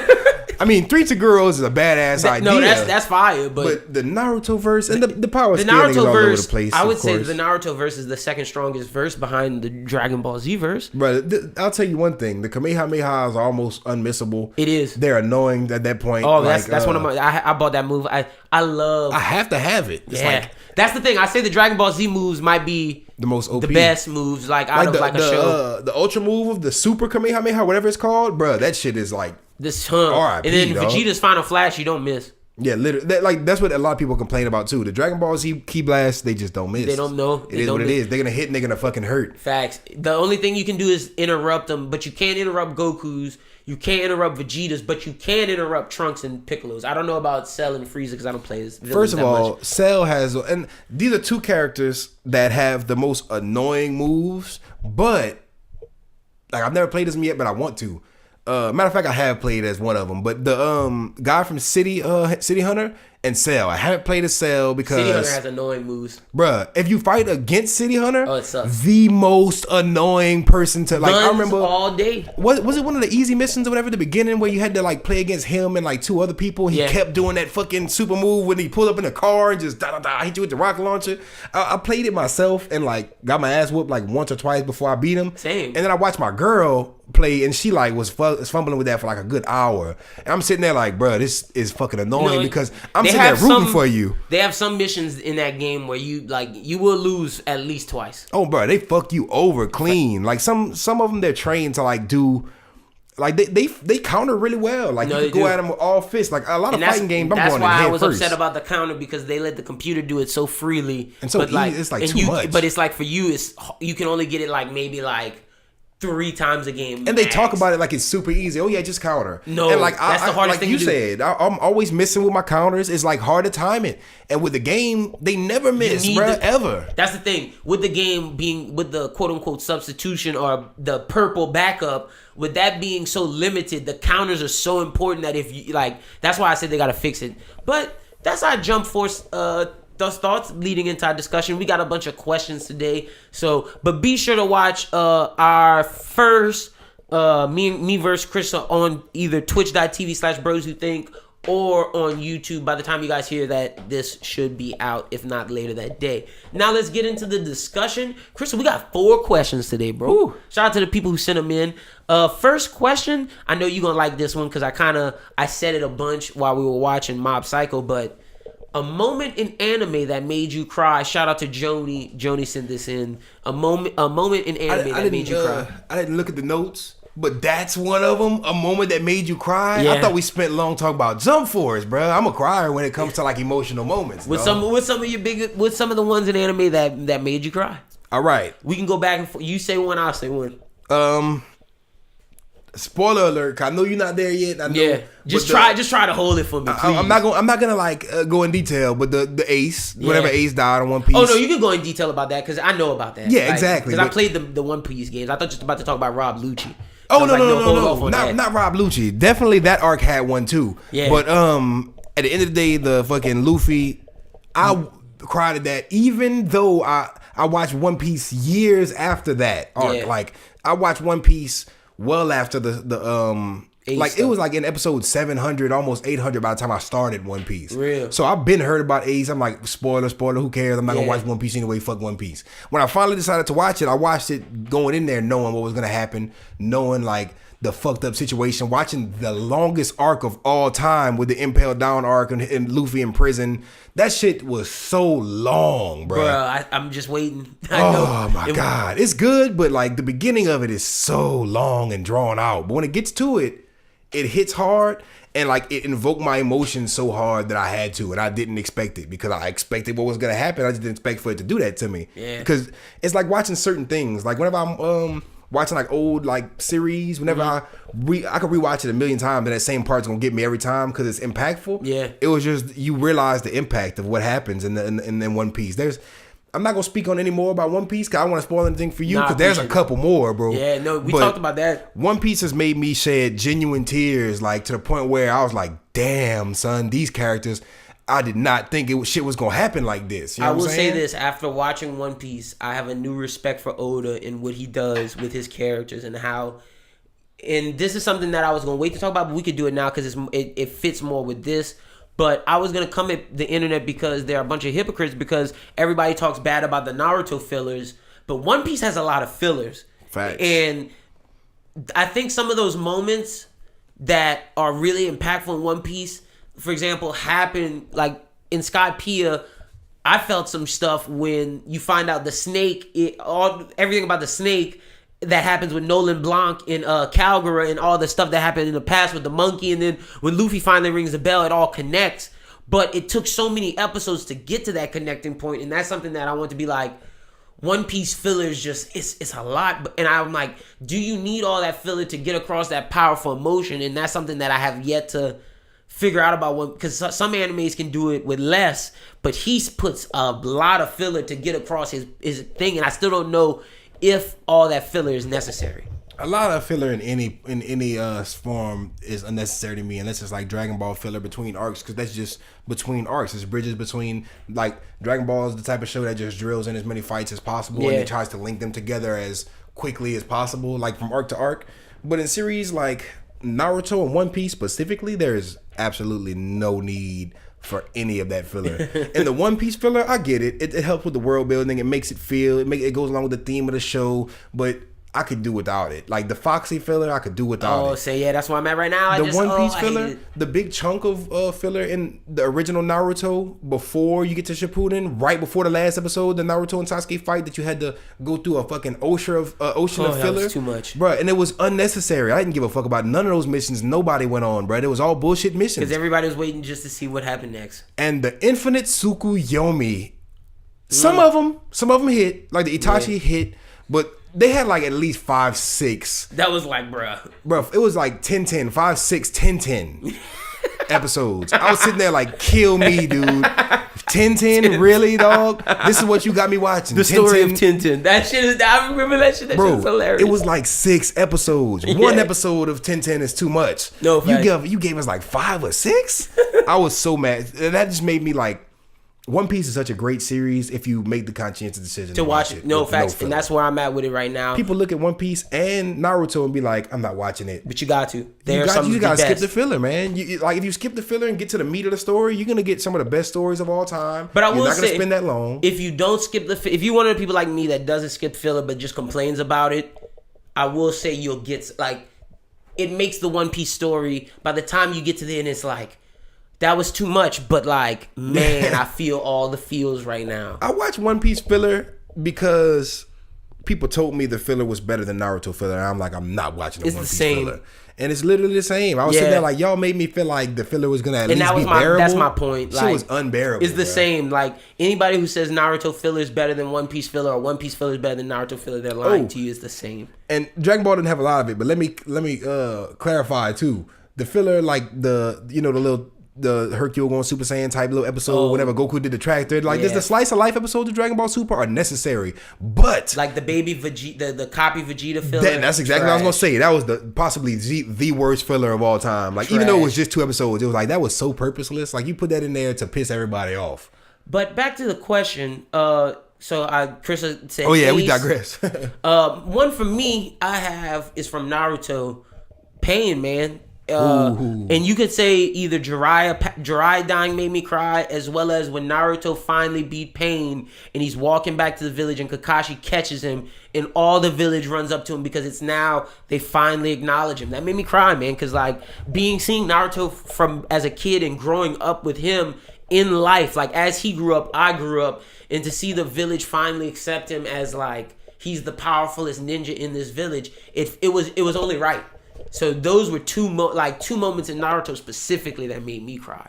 Man, now that I think about it, there really wasn't too many. I had some on the tip of my mind as soon as you said something. It's mostly like deaths. Yeah. You know what I'm saying? Like the Jiraiya death in the Pain arc, that hit me. And it wasn't really that more so as it was Naruto reacting to it. That hit me hard. I was like, damn. Like whenever Jiraiya died, I was like, damn, that's fucked up. No tears shed. I was just sitting there like, that's fucked up. They killed Jiraiya. The moment Naruto reacts to it. I was like, oh shit, I never thought Naruto was gonna find out. I thought y'all was gonna keep that shit a secret forever. That shit made me break down. Facto. I'm trying to think of some more. What you got? Man, I got 2, but I'm trying to like find other ones because the 2 that I have are both ironically from the episodes we're about to review at the end of the each series, bro. Oh, I got Promised Neverland and Mob Psycho. Interesting. I knew the Mob Psycho was one for we you. watched it together and it didn't jerk a tear for me. I didn't cry. I can't necessarily say that one, but it would have if I was by myself. No, I knew that. If he was by himself, that would have definitely it was just because I was with him.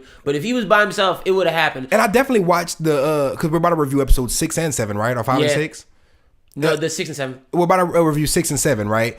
I watched 6 by myself, then I watched 6 with you over here. So if I'd have watched, if I'd have watched them both back to back, like I'd have caught the impact more because I watched the second one like a week after I watched the first one. So it's like, okay, I'm picking up where I left off. But if I'd have just watched them both back to back, that would by myself just eating popcorn or whatever, it would have hit me. It would have hit me hard. It hit me hard and the feel was out. Like I got that little breath before I like. I know it would have got like, ooh, it knocked the wind out of me. I'm trying to think if Bebop got any out of me. No, Bebop just got some wow from me. I was like, damn. Bebop didn't get any out of me. Sometimes it hits me and just makes me go, damn. I just pause it and I get quiet. Yeah, I just get quiet and look around. I'm like, It's just like it gives you that sad feeling in your tummy. That's what Bebop did. I'm trying to think if Yu Yu Hakusho got any out of it. Oh, the Genkai death for sure. Yeah, when I first watched that, I didn't get that far on TV, dude. Like whenever they played it as a child on Adult Swim, they stopped it before the Toguro fights. They stopped to it like in the middle of the fucking Dark Tournament. They got toward the end. This was like third quarter, but in the middle of the third quarter of the Dark Tournament, boom, no longer on Toonami, Adult Swim, whatever you want to call it. Canceled. Now, when I got to be an adult, and I was like, let me rewatch that series, see if it was any fucking good. Like, bruh, I watched that one scene. I was like, I did not think they killed Genkai, dog. Yeah. And she come back to life on some Dragon Ball Super. Let's revive. But like when it happened, we didn't know it was gonna come. She was gonna come back, and it bro, hit me too. And Toguro murked her and was like on some shit, and Yusuke was like, oh, like seeing Yusuke react to that. And then when you find out the stuff like that involved, like that Toguro involved with Genkai, is just like, damn. That's emotional, bro. Yeah, no. And then I got one that's from a newer series that everybody's gonna be like, huh? Akame got killed when Tatsumi dies. It was pretty sad, the main character. And I'm not gonna say it made a tear fall, but it was definitely a jerking moment, like a sad moment. You know what could have been a good one? If they did Bakugo versus Deku 2, right? Right. My Hero would have had one. They could have. They were this close. My Hero was close with 2 moments. That moment and the moment when Deku's, it gave me goosebumps, but it didn't make me cry. When Deku goes, when it's his hero moment when he saves Koda, the little kid, against Muscular. Yeah, that was a good one too. That was a good one. But like My Hero always brings me there, but doesn't get me all the way there. And then when all my points, it was like, it's your next. That was another close one for me as well. Yeah, definitely. But I hope that answers your question, Joni. Thanks for sending it in. If you want to send in questions to Bros Who Think, and for me and Chrissa to answer on Anime Talk, either hit us up on Twitter at Bros Who Think or at our respective Twitters at Chrissa SJE or at Berlin the Don, or you can go to www.broswhothink.com. On the homepage, scroll all the way to the bottom, put your first last name in the subject, put hashtag Anime Talk, and then ask your question. The next question we have: do you prefer to watch anime week to week as they come out, or binge? P.S. Love this show so much. This was the first show I watched. And then also love Bros Who Binge. Thank you, Donald, for your question. Chrissa, do you prefer to watch anime week to week, or do you prefer to binge? Binge, you know what I'm saying? I gotta get all up close personal to the mic and make it a point. I binge, bro. I do not like watching shit week to week. It kills me. It kills me, but I would prefer if everything was out, but it's something about waiting week to week and being in that, like, waiting for when that could, because when it dropped, it just builds anticipation. It low-key is case by case. It is case by case for me. I'll give you two big examples. Or I could do three. I could do the big three. Those are all examples for me. Dragon Ball. When I came home from school, watched week to week, I was watching it. Facts. You know, and it was a thing to where it was a big deal. I called in sick to school. Yeah. So I could, whenever they had the early episode, I would be at home early.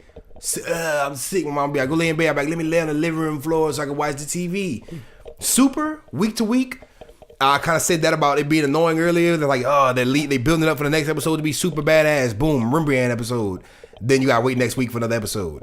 Or like two-parter type shits. I hated it, but watching Dragon Ball Super and just back to back, not back to back, like week to week, it brought back that nostalgic feeling for me. So Dragon Ball Super was one of those ones, give it to me again. I want the new season. I want it right now. Like, but shows like Hunter x Hunter, we kind of talked about it earlier. Yeah, that's one that I have that I like to binge. Yeah, I like to binge it. If I was watching it week to week, it would have been cool, but I wouldn't have got the same impact. I'm binging One Piece. But see, Naruto I watch week to week. I got to the point to where I read that motherfucker week to week. That was my big example for not liking watching it week to week, because Naruto, I used to watch Naruto week to week before Shippuden, when it was on Toonami originally, when it was like white and red Toonami.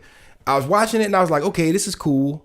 Couldn't get into it. Not saying couldn't get into it, but I read the manga, and I was one of those people that like read the manga up until maybe after the Chunin exams or around the Chunin exams. See, okay, so is most of your complaint from early Naruto? Yeah, no, this is the thing. I was watching it like that for the early Naruto, but then dropped it. There was a point in time where I could care less about Naruto. I was one of those people that looked at the Naruto fans like, bro, why do y'all like this shit? Yeah. It was to the point where Shippuden was already out and people were like knee deep into it, and like my friends at the time were on these Naruto forums pretending to be Naruto characters, like fighting in the forum, like, oh, I hit you with the infinite Rinnegan, whatever, the infinite Tsukuyomi. But I never got it, because I'm remembering Naruto from the beginning. I couldn't get into it watching it week to week, especially knowing the how legendary the manga was. Mm-hmm. I couldn't get through the Zabuza arc and the Chunin exams, but going back and rewatching Naruto from the jump, like way after, it was almost like, I'm pretty sure it was around like a little bit after the Pain arc when I started watching Naruto. Mm-hmm. So by the time I had caught up to the Pain arc, the Naruto, the Madara war arc was starting to unfold. And so, so Nick, you waited till the shit was over. No. The thing is, it was the beginning of the Madara Infinite Tsukuyomi arc. Okay, so like right when the shit's getting like right in between that and the Pain. That's when I started. So I started watching it, and by the time I got to the Pain arc, it was around the time where the Madara arc was getting close towards the Infinite Tsukuyomi shit. So by the time I get to the Infinite Tsukuyomi shit, I'm watching it week to week. Okay. You know what I'm saying? So in the middle of the Madara arc, I'm watching it week to week now, after binge watching it the whole series up until that point. Loving it. I'm like, oh shit, skipping through filler. Like, not all the filler, but the big chunks of filler that are unbearable. Like, I watch certain filler from Naruto, which is why I know that the certain filler that I chose to watch, I thought was going to be worth the shit compared to the long oceans of filler they put that weren't, and none of it was. But at the end of the day, binge watching it, I fell in love with the series. I was able to. Hunter x Hunter, I was able to fall in love with the series. But watching week to week, that's not one for you. At the end, when we started getting to the Madara shit, dude, watching it week to week, it was killing me. I was like, oh my fucking God, this is the slowest pacing of all time. Then when we got into the Infinite Tsukuyomi filler, it felt like hell because it's like, bruh, we're in the meat of the story. When is this filler gonna end? It's like filler is only excusable when you can skip it. When you're waiting week to week, like say, just imagine watching My Hero Academia, another one I don't mind watching week to week. That's one I love hard. Imagine watch that week to week. Imagine watching that week to week and boom, filler saga, filler arc. Ooh, that would kill me. There's a whole like, okay, we're on break from My Hero. Imagine if My Hero comes back with season 4 and it doesn't pick up with the manga, and you're starting to notice that, okay, you read the manga, you're starting to notice that, okay, they're going a little bit off, and all of a sudden it goes into this whole filler arc that's pointless. And you sitting there like, and it goes through the whole season, and then the next, you like, okay, I get where you coming from. They're like time skip, and now you gotta wait till next season. It's like you don't even know if it's gonna be back in filler hell, or it's gonna be getting back to the meat of the story. No, I get what you talking about. That's how I was for One Piece, because I used to watch One Piece when it was on Kid every week when it was coming out, and then I had to wait till like now, and now I'm doing my binge thing. One Piece, I could never. Nah, I can't watch that week to week. One Piece is one of the ones. The only way I binge watch it is like binge watching it, skipping through the intro and outro and the little. Oh, that's binge watching, baby. You gotta skip through the intro. But they have recap. Oh, they do? And like sometimes. You're right. Piece. You gotta skip through that. With the intro, outro, and recap, One Piece is like maybe 15, 20 episodes of solid material that you didn't see in any other episode. Facts. So it's like, if I'm watching it week to week, I'm watching it for that little small ass little bit of material. When I'm binge watching it, like if I watch One Piece for 2 hours, I feel like I got a little bit far. Same. And I really didn't. Like you watch 6 episodes of One Piece and you're still like in the first quarter of an arc. You know what I'm saying? You watch 6 episodes of Sky Piea and you might not even be in the sky yet. Yeah, you're not even really into. You didn't even meet Inaru yet. No, Inaru, you didn't even meet Gonfall yet. Imagine watching the Sky Piea arc from week to week, just waiting.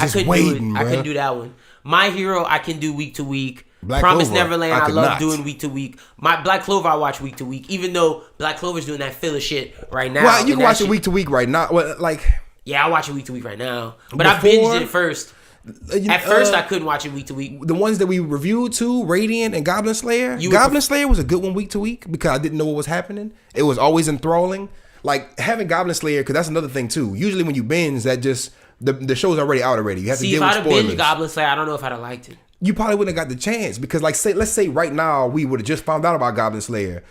We know, like, even if we didn't get spoilers, we know the fans' reception to it. Yeah. Like, it was very hype, and when it first dropped, it was like, oh shit. But then by the time it was like almost done, it was like, people were like, man. Nobody was talking about it. Yeah, nobody talked about it. It was the flip for Radiant. At first, everybody was like, huh? And then now it's like, oh. And see, Radiant, you know, with me, it was very hard to binge watch. I'm not binge watch. To watch week to week, you the first to binge that one. But now it's to the point where it's in the middle of the story, and I'm not watching it week to week. I'm waiting for it to get to get big. Not even really get to the point where it gets, but I want to just let 10 episodes unfold so I can binge watch all of them and be like, shit. And see, Black Clover, I watch week to week now, but at first I had to binge watch it because I couldn't deal with it week. Because low key. People don't really know this, but I watched Black Clover when it first came out. When it first came out, week to week. At episode 5, I stopped because I got sick of it. Yep. And then after you told me it was good, I went back and I passed your ass on because that's how much I was binging. You're still ahead of me. I'm like still in the same I'm caught up with what's going on right now. I tried to go back and rewatch to get past I'm even contemplating reading the manga of Black Clover now. Damn. Like I'm contemplating. I'm not gonna lie, the manga looks really good. No, it does. And that's why I'm contemplating it because I don't have to hear Asta and nobody talk. And I get everything I love about it. People say the manga...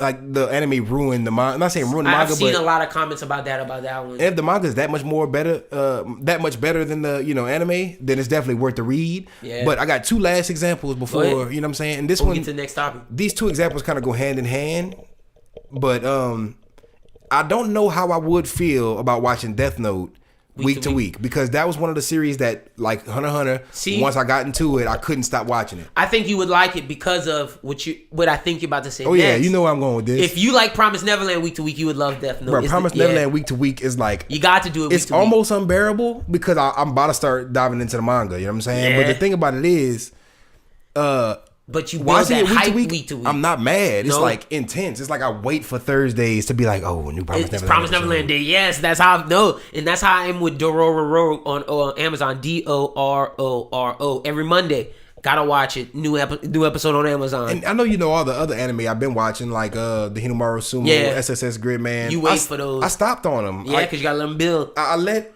SSS Gridman get 5 to 6 episodes in before I started watching it. I watched like 3 episodes at a time, and then once I got to like episode whatever, I kind of stopped. Sumo, I passed you up, and I started that after you, and you. Yeah, because I'm not watching it week to week. I'm watching I'm about fold out an arc. I like to just fold out arcs so I get the full impact. So to answer Donald's question, Donald's question, Chris is more of a binge. I'm more of week to week, and I think it depends on series though. To answer your question.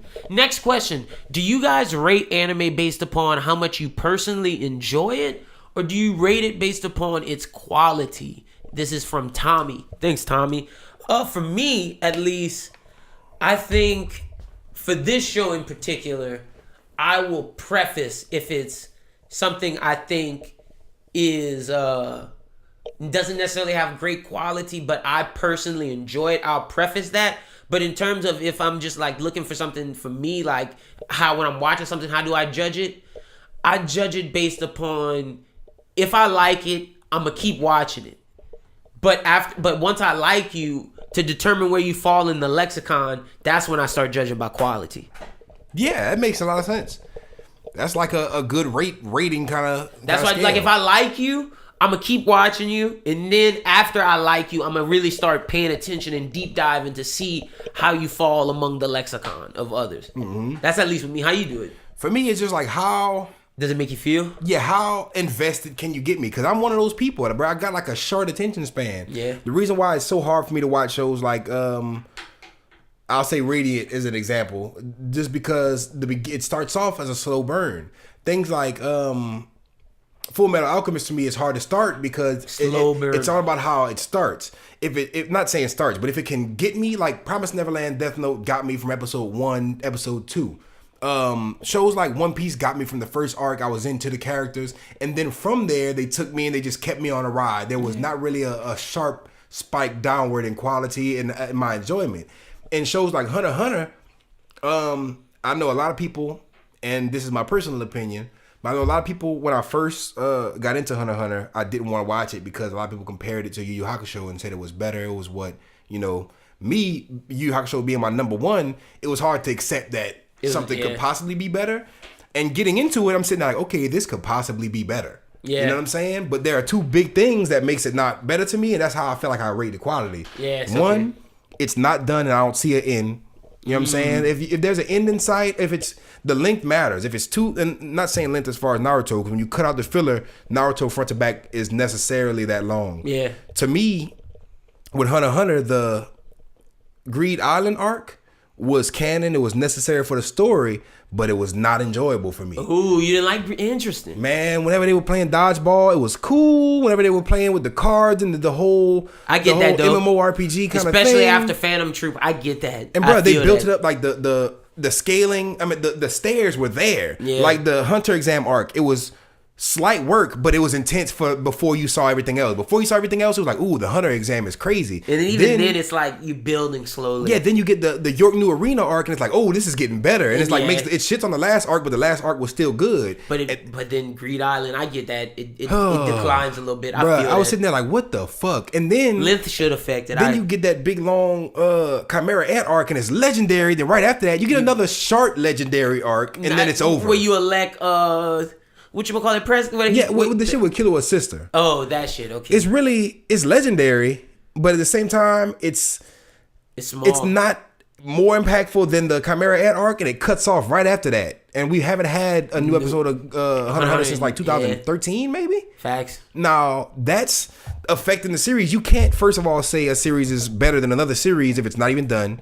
You don't get the well-rounded. It might have the worst ending closing ever. Like people are mad at Bleach for how it ended, and people were expecting Bleach to go on forever. Yeah. Facts. What if One Piece ended right now? Ooh. They wrapped it up. Nobody reached their goal. Oh, niggas, you know what I'm saying? It would go from being the best, like one of the best of all time, to being like the ultimate failure. You never know. Like you never know what can happen. Like people used to hold Dragon Ball Z to a certain standard, and now Super's out. They hate the series as a whole. Facts. The Super is ruining the whole franchise for a lot of elitists. You know what I'm saying? So I'm just sitting there like, it's all about enjoyment. I enjoyed Dragon Ball Z. I enjoyed Dragon Ball Super. I understand watching episode 5 of Dragon Ball Super. The animation isn't the best. I understand watching Dragon Ball Super. The storyline is not comparing to the Naruto story. Yeah. I understand watching certain things. Certain characters are going to be good, better than others. Certain shows you're going to love for different reasons. Certain shows are going to be like all animation, no story, no plot, no characters, no nothing. It just looks really pretty. But you like, I see. To me, I think even though both of our answers are how we look at things, I think it's personal preference at the end of the day. Mm-hmm. And if you enjoy it, who cares if it's considered quote unquote the best anime or even the worst anime? It could be considered one of the worst animes, but if you love it, it's the best to you. So that should all that matter. And I always like to shit on the numbers and everything too, but the numbers do matter. Like when you see Naruto, Dragon Ball Z, Bleach, One Piece, and I'm a Bleach hater, but I understand that Bleach can't be as trash as I think it is because so many people love it. And it's not just saying, Bleach. I'm not thinking Bleach is trash. I just don't. No, I don't think I'll ever watch Bleach. I know personally it's not for me. Multiple shots. I'm just not watching Bleach. No, and One Piece, I used to think One Piece is trash, but the thing is, the masses love One Piece for a reason. Yeah. People shit on Dragon Ball Z, but Dragon Ball Z is Dragon Ball Z for a reason. Just because you Thanks. don't like it means it's bad. A lot of shit is good. Like I gotta accept the fact that certain shows are good, even though I don't like them. Yeah. Because I don't like them for certain reasons. Like Sasuke is not a bad character. No. I just hate Sasuke as a character, so I'm gonna look at him like he's a trash character. For example, Full Metal Alchemist with you right now, brother. Yeah, you can't get into it. And I want you to. And I know it's a classic. I know it's a classic for a reason. It just doesn't take me there yet. Yeah. So I scale it on how I enjoyed it, and I can't scale Full Metal Alchemist because I didn't like even if I got no enjoyment from it. Like I've rated if you look at myanimelist.com like or .net, the one where you could rate your anime. Yeah. The ones that I got at the top that's like 10 out of 10s are probably like the stupidest shit, like B Gotta HK or whatever with the little chick trying to lose her virginity. Funny ass show. What's the other show? High School of the Dead. Stupid ass ecchi fucking zombie. Was that show that you be fucking with? The comedy Kaijo? Yeah, nigga. Fuck no, that's low. But I'm not gonna lie, bro. It was hilarious. It caught me and it was funny. I couldn't watch it seriously. But there are shows like High School of the Dead that didn't take itself too serious that I have a big appreciation for. There's shows like Gangsta and Blood Lab that I consider to be top quality with just that small season. And that's interesting. You talk about length, and that's one season that there's more shit that happens that we'll never know, but you got to hide, dude. And it's all killer, no filler. You know what I'm saying? I enjoyed the fuck out of that. And I enjoyed the fuck out of Hunter x Hunter. But being that I haven't seen Hunter x Hunter in so long, and I could examine the whole thing as I have it, it's like they stopped it. And like, this is the thing. If Blood Lab would have gave me 3 seasons or 4 seasons, and then stopped like it did and never getting any more, I'd be pissed. Yeah. But right now, I just got 1 season. I got a teaser season, and I want more. And I enjoy it so much that I want more. I'm like literally begging for more at the point. But I can't be that mad because they didn't give me that much to where I was super invested. So the more you get invested is the more the higher you hold it. So if you get super invested and they cut you off, like I watch Bleach fans burn their books. No, because, me too. Yeah, you know what I'm saying? Because I understand that. Because if you bring me like if I'm watching Yu Yu Hakusho, it's like ta-na, you get to this great arc, and I know a lot of people drop down in enjoyability after the Dark Tournament. But if it would have had a deep dive to where it was like trash after the Dark Tournament, facts. And that's the same thing with Naruto. Like you end on Madara, you go to Kage, and Kage is not great, but she's not bad enough to where you throw the whole Naruto series in the trash. It folds it up in a nice bow, but it's still just, it might not be the best villain, but it's not that, I get what you're saying. But they got shit like that, like Sword Art Online. It was good until it gets thrown off. Oh my gosh. Sword Art Online is good for the first half of the season, and then when they switch to fairies, I fell off so hard. And it's like, you can sit there and acknowledge it for what it is. Sword Art Online is mid, but it's mid because it's so good, then it's trash. Yeah, it's trash. It's right there in the middle. You know what I'm saying? Yeah. You can enjoy some of it, and maybe if you're like one of those people who enjoy the whole thing, it could be whatever. But like at the end of the day, it's all case by case how much you kind of go off of it. For sure. Well, I hope we answered your question, Donald.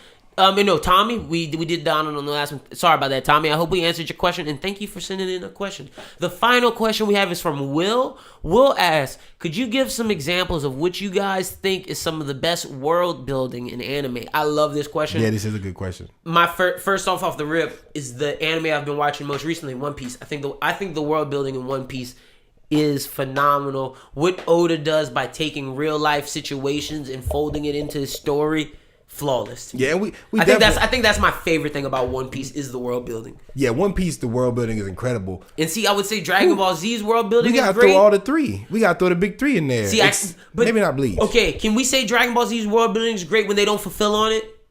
The world building is kind of great, even though they don't. See, I think world building, to say world building is great, you have to fulfill on it. But see, that's why the world building to me in Hunter x Hunter is so great, because they don't fill in on it. Ooh. They have a world of Hunter x Hunter, and I always talk about this too, because once I found this out, it made so much sense. But see, that's different.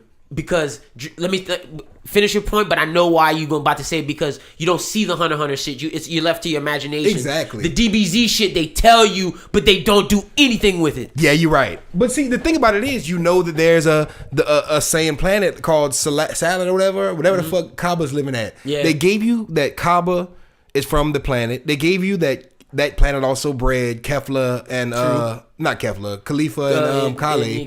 Kale. Now you saw the power of Kale.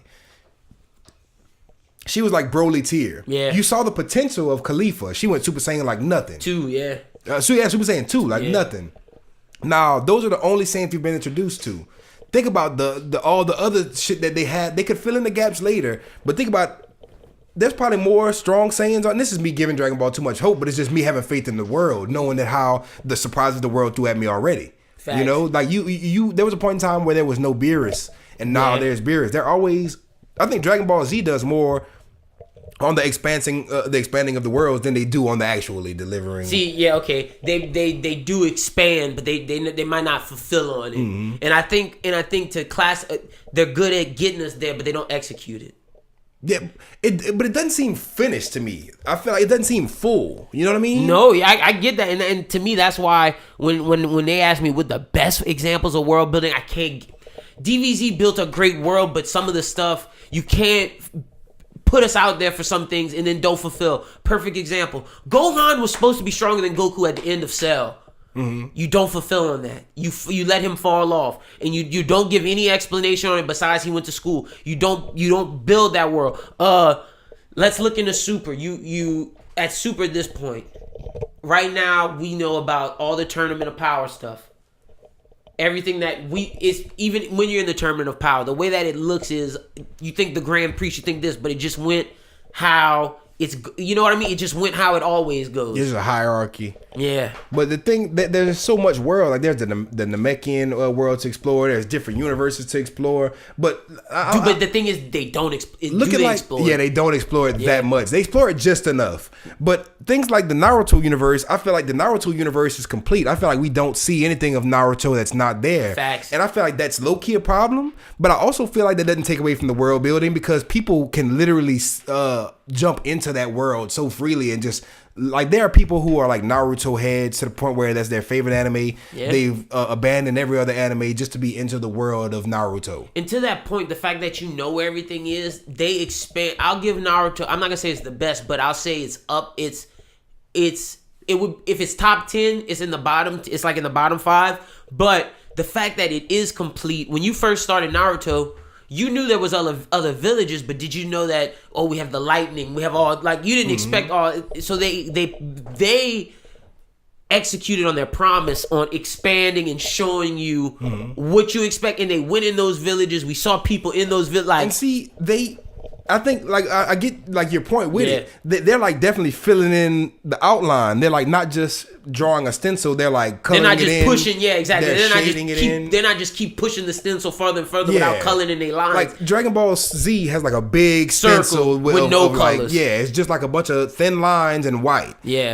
With Naruto is, like, just a watercolor. And, like, they got a lot of shit filled in. It's, like, a perfect painting. But the only reason why I say world building specifically is because I have a hard time believing that Naruto is only those villages and that consists of their whole world. Like, how small is your whole world if Earth is just these areas, and these areas are so close? You know what I'm saying? It's is the Raikage thing like, when I think of Naruto's land, I look at it as Europe is like a Pangea type thing where the Raikage is over here, Leaf Village over here, Sand Village up here. Yeah, that kind of makes sense. And then you got the samurai stuff, like, you know what I mean? And that's their whole world. Yeah, that's just their world. Yeah, I guess that makes sense, but it just seems so. You feel like there's something else. I feel like, especially now that they're trying to do like the Boruto shit. Now it's like, what else can you do? But everything's already filled in. Like the world. See, that's why I don't accept Boruto as that, because like my Naruto was finished, full. That's why I don't. Like, how could you build on the world anymore? They tried to do technology with that. That's like, how they tried. All these other worlds. What makes them so good to me is that they're open to be built more. They didn't. The reason why that's a good counterpoint about the Hunter x Hunter author stopped stopped Yu Yu Hakusho because he was like, I'm done. I can't do anything else with this universe. It's like literally boring now. Would you say that Yu Yu Hakusho verse is a good world thing of world building? Oh, I don't think so. I don't think so. I don't think we can qualitatively by and I like your reasoning on why you think Naruto is not, because that's a good point. You can't go any further than what they have. Like they gave you demon world, human world, and spirit world, and that's all. And literally, there's nothing else. And you kind of got the full extent of that, and it didn't hit as hard as like the One Piece world or the Hunter x Hunter world, which is still open to like interpretation. Yeah, because you still don't know shit about a lot of shit on the Grand Line. Yeah, you still don't know shit about this area that Gon's dad explored to ditch him. Like Gon has so much more of the Hunter universe to expand on and see. I think Cowboy Bebop did a great job of world building. Yeah, because they didn't give us a lot. No. They gave us bare minimum. Their world was literally space. It's like Star Wars. The world building is crazy because you're not just building inside of one planet. You're building inside of a big universe. Yeah. And you don't show us everything. Now that you say you use that as an example, like looking at Dragon Ball Z as an example, they filled out the most, not saying the most corniest ways, but like they gave you Namek, Earth, and these other planets that are like carbon copy planets with these basic life creatures on them and shit. But places like, shows like Cowboy Bebop didn't really give you that detailed of a universe, but it just felt like such a big universe. Like like there's so much more. Like in Cowboy Bebop could come out with a new episode today, and it could be on a new planet, and I still believe it's in that show. And it felt realistic. Yep. The thing about Naruto, which made people dive into it, is because they could just fall into it. It was so realistic. Yeah. There's people who argue things like, who's stronger, Broly versus Goku, Vegeta versus Goku, yada yada, and there's always gonna be the inner fights, but there's no inner show fights like the Naruto world. Who could win a fight because of this jutsu? So many things come into play with any single thing that happens in the Naruto verse. It's so well written to where like everybody see that people build their worlds differently. They build theirs by making. Unlike Yu Yu Hakusho and Dragon Ball Z, power scaling on those shows are pretty finite. And you pretty much know who's strong and who's not. In Naruto, it's based upon how much knowledge you acquire due to your jutsu. Of course, you can be born with certain things, Aikido, Jinchuriki, that give you more chakra, that allows you to learn more jutsu, or you can have visual prowess that allows you to access different jutsu. But basically, if I'm put into the Naruto world, I could become the strongest ninja if I learn enough stuff. And that's kind of that could be looked at as world building, but in terms of building through the powers, I guess. Promised Neverland, I think, is a great example of world building, and I think My Hero is a great example. I was about to say Radiant. Ooh, I like your Radiant world building. Radiant world building is that's one of the things I can't complain about in Radiant. It's great. They build upon like their structure of what their world, and it's very neat. It's very like it's interesting. It's not dull. No, and that's the thing. A lot of worlds can be dull. A lot of series have great characters like shitty world. Yeah. I can't say if the Black Clover world building is great yet, because the Diamond. Me neither. I was thinking of it too. Yeah, and see, My Hero, the unknown with it is why its world building is good, because you don't know about. Now, see, I feel the opposite about the My Hero. See, but how does America's superheroes look? How do all these? That's the thing with that. That's true. But the thing about that is they're like, it's like Hunter x Hunter, to where it's so much shit open to be learned. But I gotta start seeing My Hero fill out a little bit more, because they're giving you the vigilantes also an aspect of it. But I want to see how it all combines. Like, to me, it's such a like, everything is small scale right now. There's no, and not saying that's a bad thing necessarily, but like on Dragon Ball Z, when Frieza touched down, he was ready to destroy the whole Earth with like One for All and all that, All for One. It's like very personal to Deku. It's personal. It's not need large scale thing. You're not really going. I haven't really seen much of the the My Hero Academia world besides the school. Most of the show we've seen so far has been inside the school, around the area. But you know why? That's until Deku can become out of his confines. We only get to see what he sees. So, and we know that the world is so much bigger. And I think as Deku grow, and I know I have a little more knowledge because of the manga, but as Deku grows as a hero, the world will continue. It's not like a One Piece or a Hunter x Hunter where the main characters don't determine how the outside world looks. It's more of one of those where you learn about the world as the main character does. Yeah, and I think that's a big difference in when you talk about certain shows with their world building. Whereas One Piece and Hunter x Hunter, yes, the main characters are learning about the world and you're learning it with them, but at the same time, you're learning it from side characters as well as just other parts of the show. And you know, it's not a good example of bad world building to me. The Goblin Slayer. To me, it was so like that might have been one of the best things about it. That was cliche to me. Oh, you thought it was cliche? Man, bro, I didn't like it at all. It was definitely just RPG. Yeah, that's all it was. I thought it was gonna be more like of a big deal, but to me, it's just literally like. But I think that's because it fell. I think it fumbled that part because when it set up with all the demon and all the different paladins and all that, it set up and all the like you go to fairy world and all what it promised you with the first 2-3 episodes, it didn't execute on. It did not execute on it at all. And I don't know if it will. It seems like the world is like just a village where you could go from the village to this fucking crazy world which isn't really that crazy. Facts. And that might be one of the ones of an example of a bad world building. You know me. I gotta, before we go, say the Pokemon world is one of the craziest world building of all time. Just because of how intense, like, it's not just a game about monsters. It's a game that literally they have no animals. Yeah. It's only Pokemon. Their whole world is centered around Pokemon. From Pokemon centers to the police to everything. Like, that world building is to the point where it's like literally so fucking far-fetched. It reminds me of like some Flintstone shit to where, like, you know how they're like using dinosaurs as showers like everything in their house and shit. Like, people are using their Pokemon as like stuff. No, I get what you're saying. It's all about world building with Pokemon. That's literally the whole thing. Like, every new Pokemon isn't just to add new Pokemon to the game or to the show. It's just to build on the world. Facts. Like, these new regions, to me, that is probably one of the best things I love about Pokemon. It's each season is a new region. Yeah, like, I'm a hoarder and I collect things, so the Pokemon aspect is always going to attract me. But seeing the beauty of all these different regions and seeing how different they are to each other and their parallels to the real world makes that world building beautiful. I just had to throw that out there. No, I feel that. And I know that's one of your ones. I wanted to say, and I hope we answered your question, Will. Do you think My Hero Goes to Space, knowing that how comic books are and knowing how comic book superhero? I think they will. I don't think they're going to get that strong. I bet they... I think we'll see My Hero... I think we're going to see them do i.e. Marvel and Disney. i.e. Marvel, i.e. DC. And there's going to be some cosmic element that comes... There has to be somebody that like threaten the Earth at one point in time. At some point it's gonna happen. I think they're gonna go to space. That's just my prediction. I hope to see My Hero get one of these long running anime treatments to where we see Deku get old, we see all these characters grow. The way that it is presented right now, it has to have a Shippuden. It has to have either a Shippuden or a 2-year time skip like One Piece, because they would be missing out on so much if they don't show the characters older. Yeah, I got my fingers crossed. Where you want to... All right, now it's time to get into review, ladies and gentlemen. Do you want to do Mob Psycho first or Promised Neverland? Either one. Dealer's choice. For sure. Well, we'll do Mob Psycho first.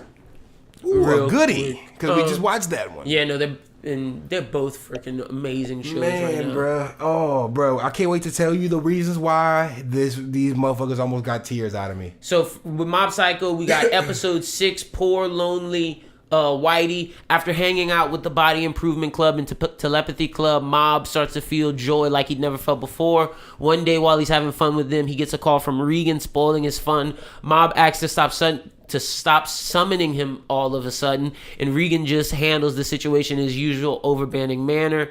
And because of something very minor, a gap forms between them. Regan is forced to go on jobs without Mob, forcing him to re-examine himself and to change his ways. Chrissa, what'd you think of episode 6? I loved it, but it fucked with me a little bit because I'm not used to seeing Regan in that light. Yeah. And last episode of Anime Talk, I was talking about how he was such a good character, and to see him like spitting Mob's face and just be like, Mob come up to him like, look, bro, I've been telling you to cut my hours on this shit. Stop calling me last minute. I can't do it like that. I got a life, dude. Yeah. I'm trying to develop this. You know what I've been trying to do. I'm finally getting there. Let me live. And he was like, man, fuck them. You think that's your dog? That's not your niggas. I'm your dog. Like, all they do is make fun of you, and like they just take advantage of you. And then Mob's like, don't you kind of do that? I was proud of him for walking away and being like, I gotta distance myself from that, because that's what you need to do as a human being. Whenever you see a toxic situation when someone is leeching off of you, using you, it was good to see Mob. There was a point in time where I'm sitting there. Even if they're your friend, you gotta get away so they can understand. Exactly. Like Regan needed to learn that he was at fault. And you see that in the next episode. Like, he didn't in the first episode. He was just thought that, all right, fuck that. Like, I'm gonna change my life. I'm doing better, and once I change my life, I'm gonna be okay. Yeah, exactly. And he didn't realize like it wasn't that He needed to change his life. He needed to change himself. I'm so glad Mob didn't fold whenever he told him about that shit and it was like, all right, fuck my friends. He was like, you know what? No, I want to hang out with my friends. I have his life in school. Like, I want to go be with my friends. I agree with you. You saw so much growth. You know what I'm saying? You see growth in Mob, and then you start to see growth in Regan. I think in the intro, how they have the phrase that goes on, live your own life, or whatever the phrase is, about how you have your own life to live or make your own choices. They really are sticking to that this season and making Mob live for himself and figure out why he wants to live for himself. Man. And same for Regan. Regan has to figure that out too. Exactly. Season 1 of Mob Psycho was crazy, right? Yeah. It was incredible. This is more a deep dive and look at the characters themselves. I didn't think Mob Psycho Season 2 would go this deep. This is like next level. Like, to me, this is a whole different series. Like, facts. The moment, and I know this is ahead, but in episode 7, when you get the closing credits, it turned to a different show for me at that point. At that point, I was like, this isn't One Punch Man. This is on a different level than One Punch Man, because it really cares about character emotion and really about a look at who these people are. It's not about their powers. It's about who they are as human beings. Exactly. And I like how you said that too, because with One Punch Man, it's about their powers. And that's definitely what Season 1 was. Season 1 was just boot ups. And it just felt like we were going up, and it was fun. The animation was good. I was here for the ride, but I never thought the ride would get this tense. Like, this is like the last maybe 4 episodes of Mob Psycho. Yeah. Even matter of fact, since episode 1 of the season, it's been intense. But the thing is, we're 7 episodes in deep, and we're still not really into the booted up what left off at season 1. We're still progressing these characters to get them ready for what's about to happen. Yeah, they're giving you a lot though. Like, at the same time, they're making this show into where it's more than just what you expect it to be. Yeah. And when they give you the end of this season, I feel like they're gonna deliver. I feel like they're gonna deliver in a different way, because right now the first 7 episodes is like half of a season almost, and we don't know what, there's no direct and it's really good. They shocked the fuck. Like, at the end of season 1, I didn't know what direction they were going in. And low key, as of now, you could say this is an anthology where each episode can stand on its own, because at this point, minus the episode 3 and 4 connect, 4 and 5 connecting, and 6 and 7 connecting. Those 4 and 5 don't connect to 6 and 7. It's just each episode is just another adventure in their lives, and I'm waiting for the connectivity from season 2 and season 1. It all kind of connects, but I see exactly what you're saying. I feel like it's tying things together slowly to just at the end and just tighten it. It just tightens in a way that, because they're pulling strings, dude. Like, every single episode, and they always show different characters that we didn't from the past. You're right. Would you think? It's showing a lot of perspectives too. Facts. Would you rate episode 6, Poor Lonely Whitey, 1 through 5? I'm gonna rate it a good 3.5. I'm gonna give it a 4. I'm gonna give it a 4. Solid 4 from me. I enjoyed it. I just didn't like seeing your boy that way. I know, man, because it put him in a light that I was like, damn. That's who he is. He been that way the whole show. Good on you, bro. And they needed to do that, because how much longer are we gonna think Mob's just a dummy that he doesn't know what's going? You know what I mean? Where he doesn't know what's going on. So in episode 7, we got cornered true identity. In this episode, Regan is on the television show where he gets upstage. It comes to find out they only put him on there to embarrass him. And as Regan gets embarrassed to find out that he's not really a psychic, he gets shown to the world that he's a scammer. And we start to see modern day internet culture on the show. Regan's getting bashed by Facebooks, Twitters, everything. He's having to hide out in his house. Is becoming the big topic on social media. And you're seeing kind of every major player in Mob Psycho up to this point, their perspective on Regan and how they're looking at him handle the situation. And at the end, it's about Regan learning that it wasn't about to be somebody. What makes him a good person is about how he helps people, and that's what makes him the special somebody that he is. It's not him alone. It's about him and Mob, him helping Mob and getting Mob to grow, and then by doing that, they help others, and that's what makes him a popular person in the community. It's not the fact that he's just this big famous psychic. Definitely. That's pretty much episode 7. What do you think of Cornered True Identity?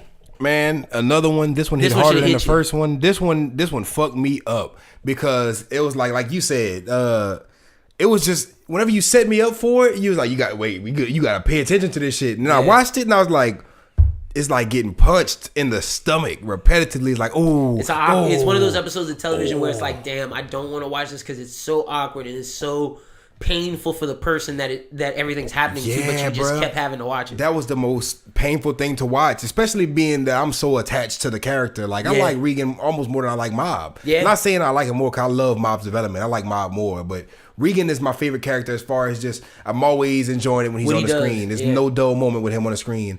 And his tradition continues. He's still never dull, but now he's getting shown in a different light, and it's like one of my favorite characters. The only thing I like about this episode more than the last one he just looked like a dick, and I was just sitting there like, damn. This one shows how he's really a good human. Yeah, like you see at the end, whenever they asked him, why did you even start doing this? And he was like, oh shit, I started doing this because of Mob. Yeah. And we got to see the introspection, because you said that while we were watching it, you were like, I didn't realize this was the first time that we saw their beginning, and then we kept going back and forth, and it was like, maybe this was the first time we saw their beginning through Regan's eyes. Mm-hmm. And I felt like we knew their origin from season 1. Me too.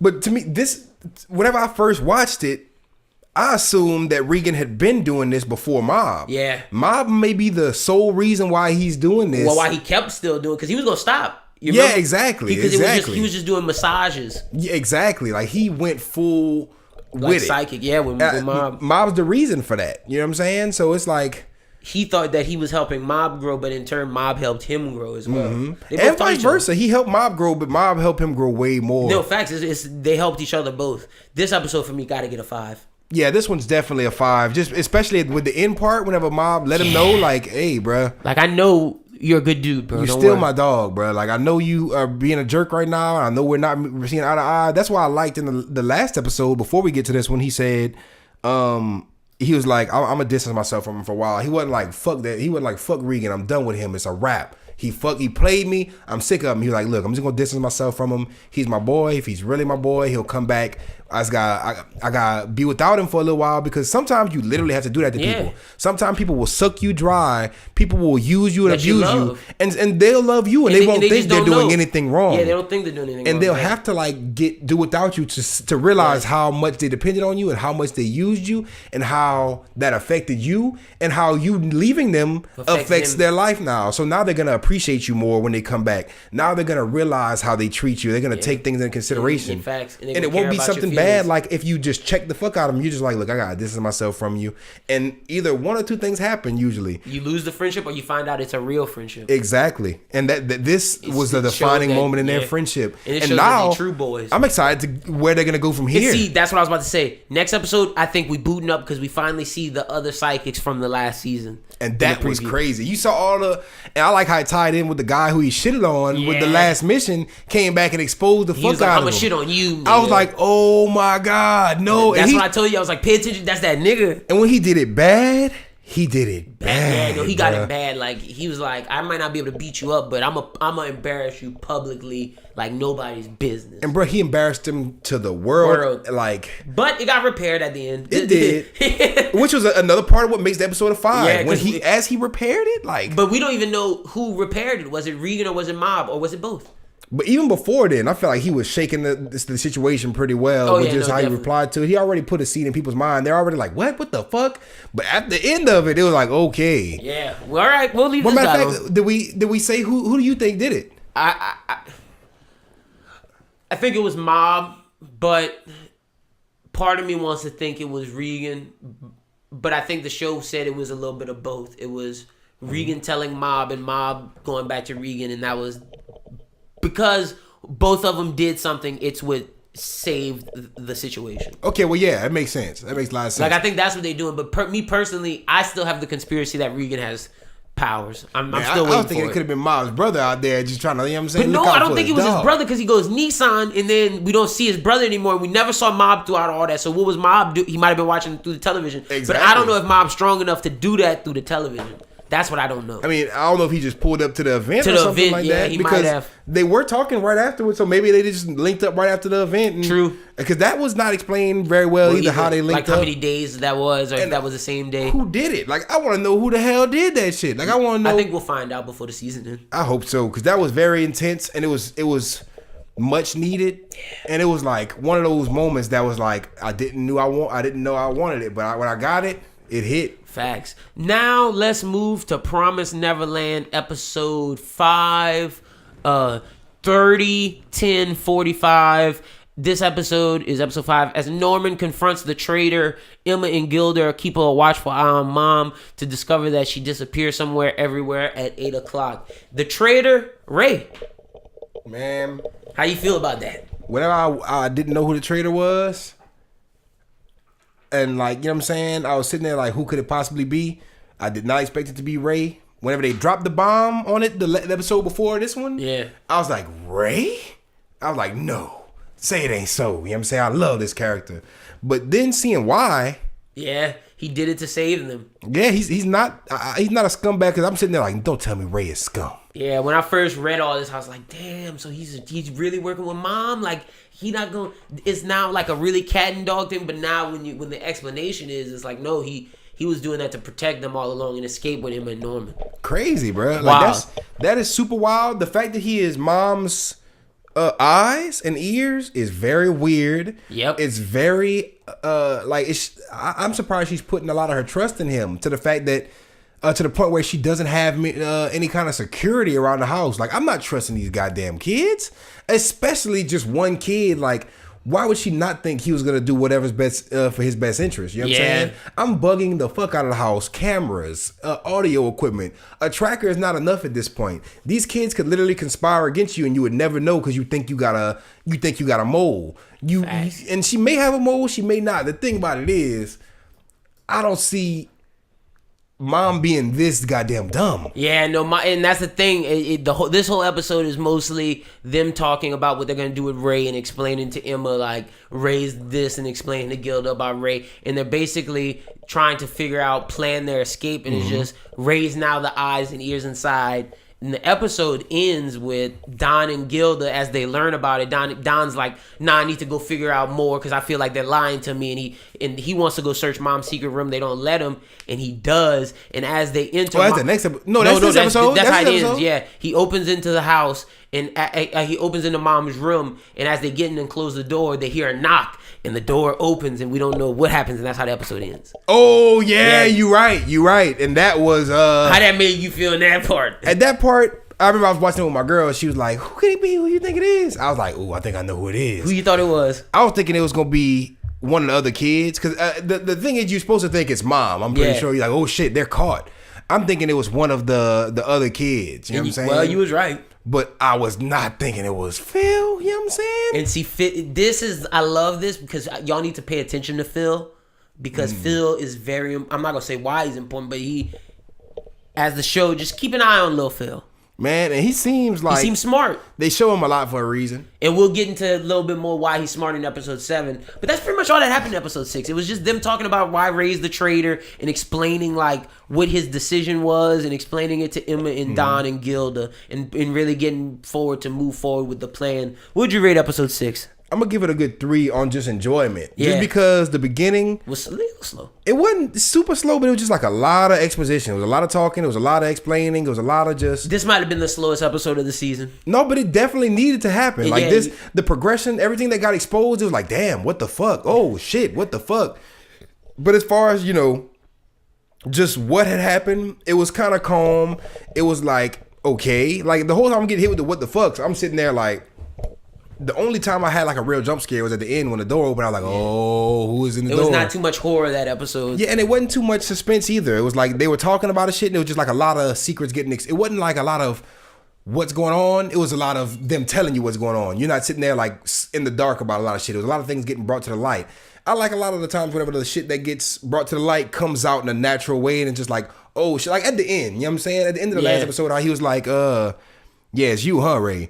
I was like, oh shit, he knows it's Ray. I was like, how does he know it's Ray? I wanted to know that. But after that, they talked about it for so long. Whenever they could have showed a lot of shit happening, Yeah. And then when they did show a lot of shit happening, it was awkward to me. Like the whole him snitching to the gang on Mom. All those scenes were just weird to me. I'm sitting there like cringing at it. I'm like, but you got to think he has to act like. You got to think that the reason why you cringing because.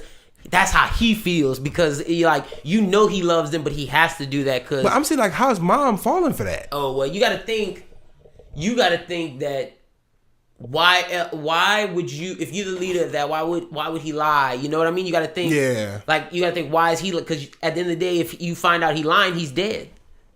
Yeah, that's true. So mom has nothing to lose if he's lying. Okay, cool. These kids die anyway. Yeah, you gotta think. You gotta think as mom. She's so arrogant that she doesn't think they're gonna break out. Yeah, you're right. She doesn't even have like. She does not like. She's not even checking. Why should I be worried about this when no one's breaking out? And like, you got to think that there's a plan in place for if a kid tries to break out. And she's so comfortable. She's like, if somebody is breaking out, I'd be the first to know because I have a snitch. Facts. You know what I'm saying? And I'm like scratching his back. I think that's the naivete that you feel from mom. It's more so. It's not naivete. It's more just. The extreme cockiness. It's just sitting there like, bruh. Like she's like, I taught these kids like everything they know.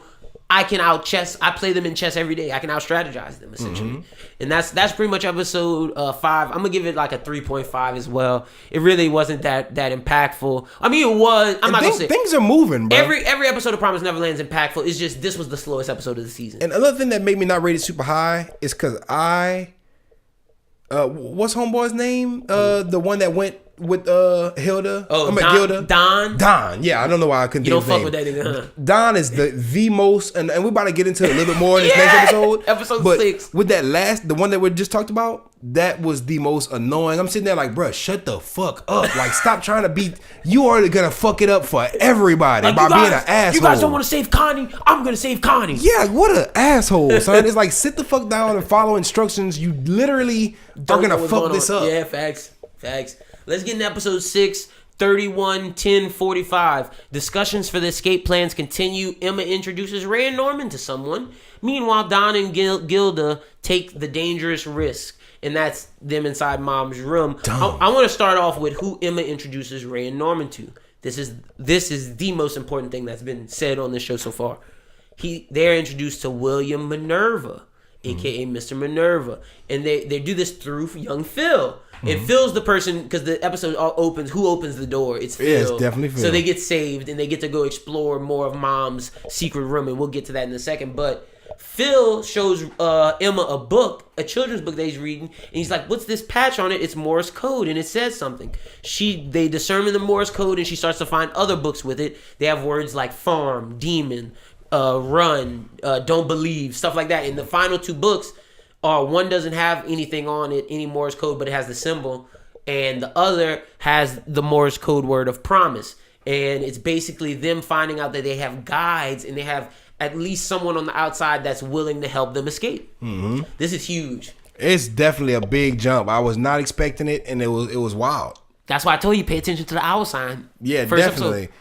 Because I definitely noticed, because I remember she was like talking about how these 2 specific books, the one with the promise and the other one, she had a hunch that they were important. I was like, okay, I trust Emma's hunch. I know enough from that. I know to trust Emma's goddamn Any judgment. main character that has a hunch, you gotta usually, like in most shonens, you gotta trust them. Especially Emma. Like, Luffy, I don't trust any of his hunches. He throws everybody in that water. Emma's not going to throw anybody in that water because she doesn't want anybody to get hurt. She's trying to cover all the corners. And that's kind of what we was talking about off air, where, like, I'm glad you brought up Luffy. Luffy and Goku are dumb. Emma's not dumb. Emma's innocent. There's a difference between it being innocent and gullible to being dumb. Emma is just innocent to where she wants to believe that the best in the world, but she's gonna have to learn that people are evil.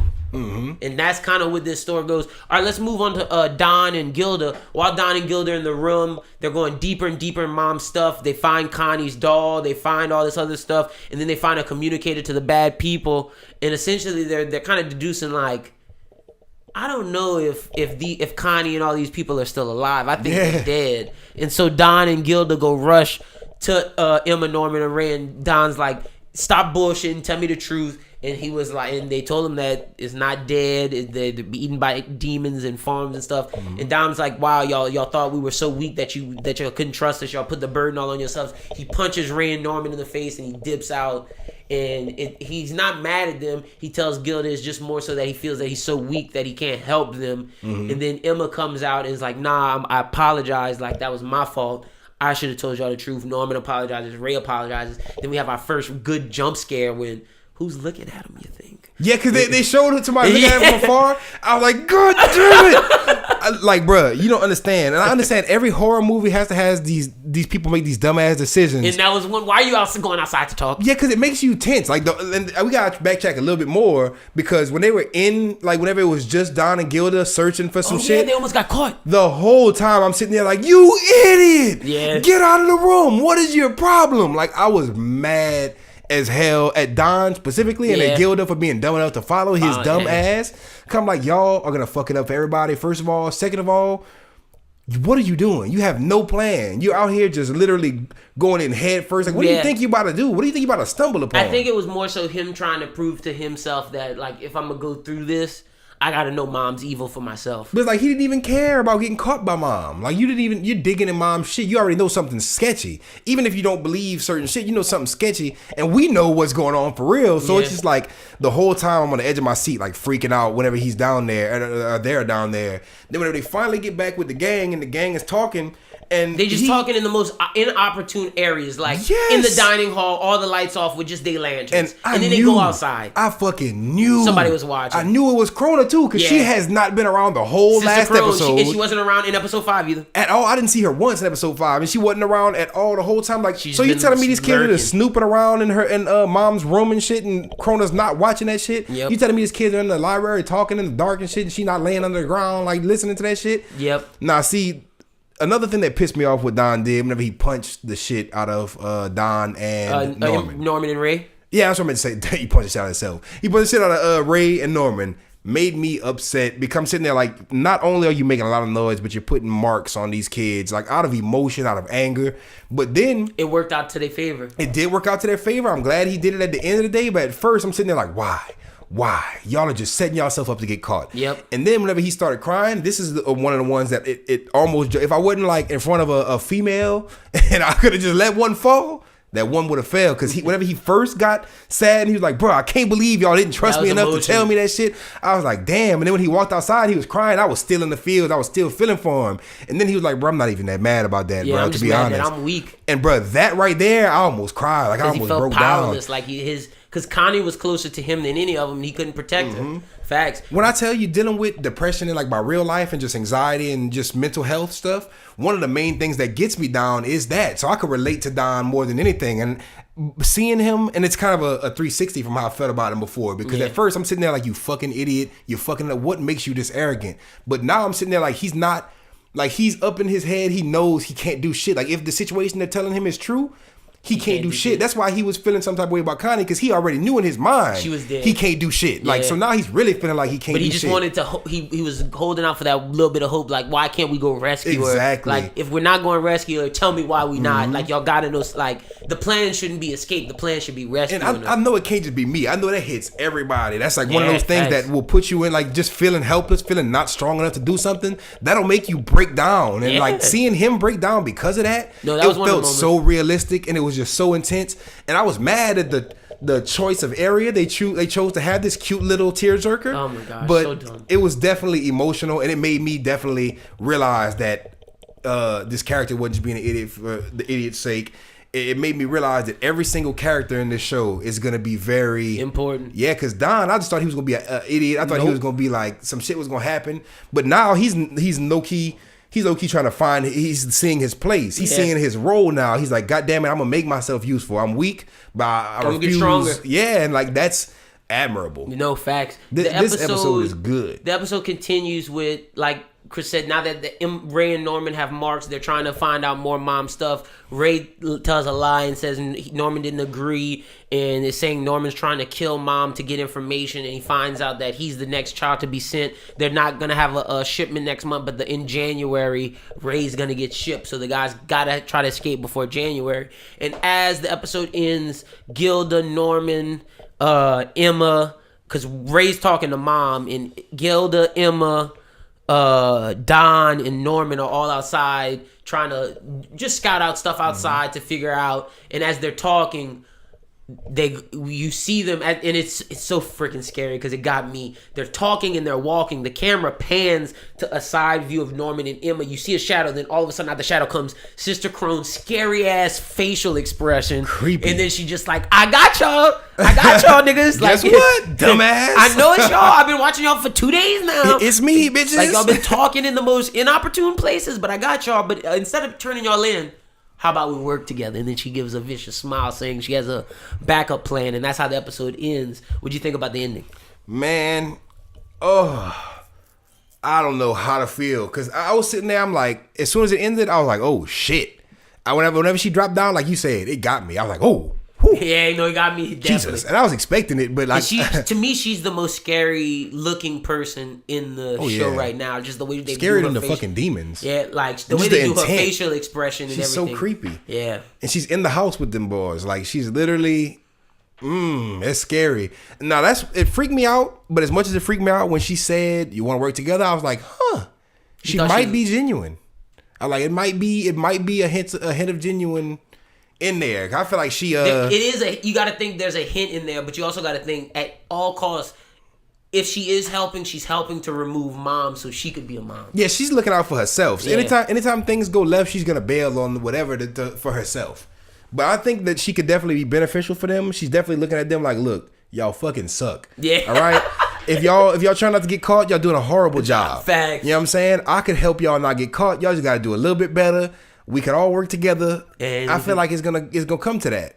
We're gonna see, because I don't want to say nothing, because I love Sister Crone. And definitely I gotta touch on that too. With the mom shit, again, like, I feel like she should know. Because she's sending Don off to get eaten, right? Are we? Wait, what you talking about? Like, whenever she talking about he's getting shipped off. Oh, she was talking to Ray. That's what I meant to say. I'm sorry. I keep saying Don. Yeah. But Ray's getting shipped off to get in eaten, January, right? Yeah. So what is his motive for telling you all this shit? You're scratching his back, but I mean, he's still getting sent off to get eaten regardless. If I was her, I'll be sitting there thinking, why is he cooperating, especially this close? He's talking about getting eaten like it's no big thing. If I was anybody, I know I wouldn't want to be getting eaten. So if I'm setting somebody else up for getting eaten, I'd be like, you sure you good with this, dog? Because you seem too cool about this. But at the same ain't no time, way somebody's that cool about it. Go back to the same thing is, what could he possibly do? She already know that he know. And if he do something and she catch, he gone already. So all he gotta do kill her in her fucking sleep. He knows there's no demons around. He knows the transaction. Oh, he know that, but and now he got gang. But you got to think she has to know that he knows as well. So my thing is, mom, and I get what you're saying. You got to think mom has to think that, but you got to think mom has got to be just super cocky because like she's willing to tell Ray, oh yeah, you getting shipped in January. Ray was way too calm about being shipped in January. It looked like he was looking forward to going. But you got to think that might go into their plan. I felt like he wasn't gonna even break out if it wasn't for the other kids trying to break out. I felt like he was just like, all right, I'm getting shipped. Salute, bye. You know what I'm saying? I was like, no, son, nobody's about to just go out like that. She's crazy. She's crazy to think Crone is still working for her. Yeah. After the little stupid ass speech she gave her. That just pissed Crone off more. Yeah, it made Crone tired. I'm looking at mom like she is an idiot, but that kind of works to the show's advantage. Yeah, because like the whole time I'm sitting there like, these kids are going to get fucking caught. And they haven't got caught yet because mom's too cocky. Yep. But what do you rate episode 6 out of 5? Oh, full on 5. Anything that is a tearjerker for me is nah, 5. This was definitely a 5. That shit almost, and it took me from like this was almost as good as the first episode. Oh yeah, remember whenever Mob Psycho, the first episode of season 2, whenever he was talking to that girl and she brought me on that roller coaster of emotions where she was like talking to him and she was like, yeah, yada yada. When I started going out with you, whatever, I thought I was feeling bad for her. And then I started like, I was like, you bitch, you know what I'm saying? But like with this situation, I was feeling like I hated Don. Yeah. And then I went from hating Don to being like, Don. Damn, son. I feel for you. I wanted to give him a hug. I was like, I didn't think he was going through that much emotional turmoil. I thought every move he was making was because he was just a fucking idiot. He was causing trouble for everybody else. Mm-hmm. But he was really just, you know what I'm saying, going through some emotional shit. Facts. No, I'm giving this a 5 as well for everything you said. Like I said, this is probably the best episode since the first episode. My Promised Neverland, one of the best animes out right now, if not the best anime out right now. That's our review for the day. Chris, dope episode, man. We got they got over 2 hours worth of stuff, baby, to check out. Oh, yeah. Chris, tell the people where they can find you at on the internet. Chrissa SJE everywhere. That is no spaces. That's including Instagram, Twitter, SoundCloud.com/Chrissa SJE. Yeah, I wasn't gonna plug it super hard, but I just dropped a new album. Pink is a New Punk. It's like a punk rock influenced hip hop album, punk rock influenced trap.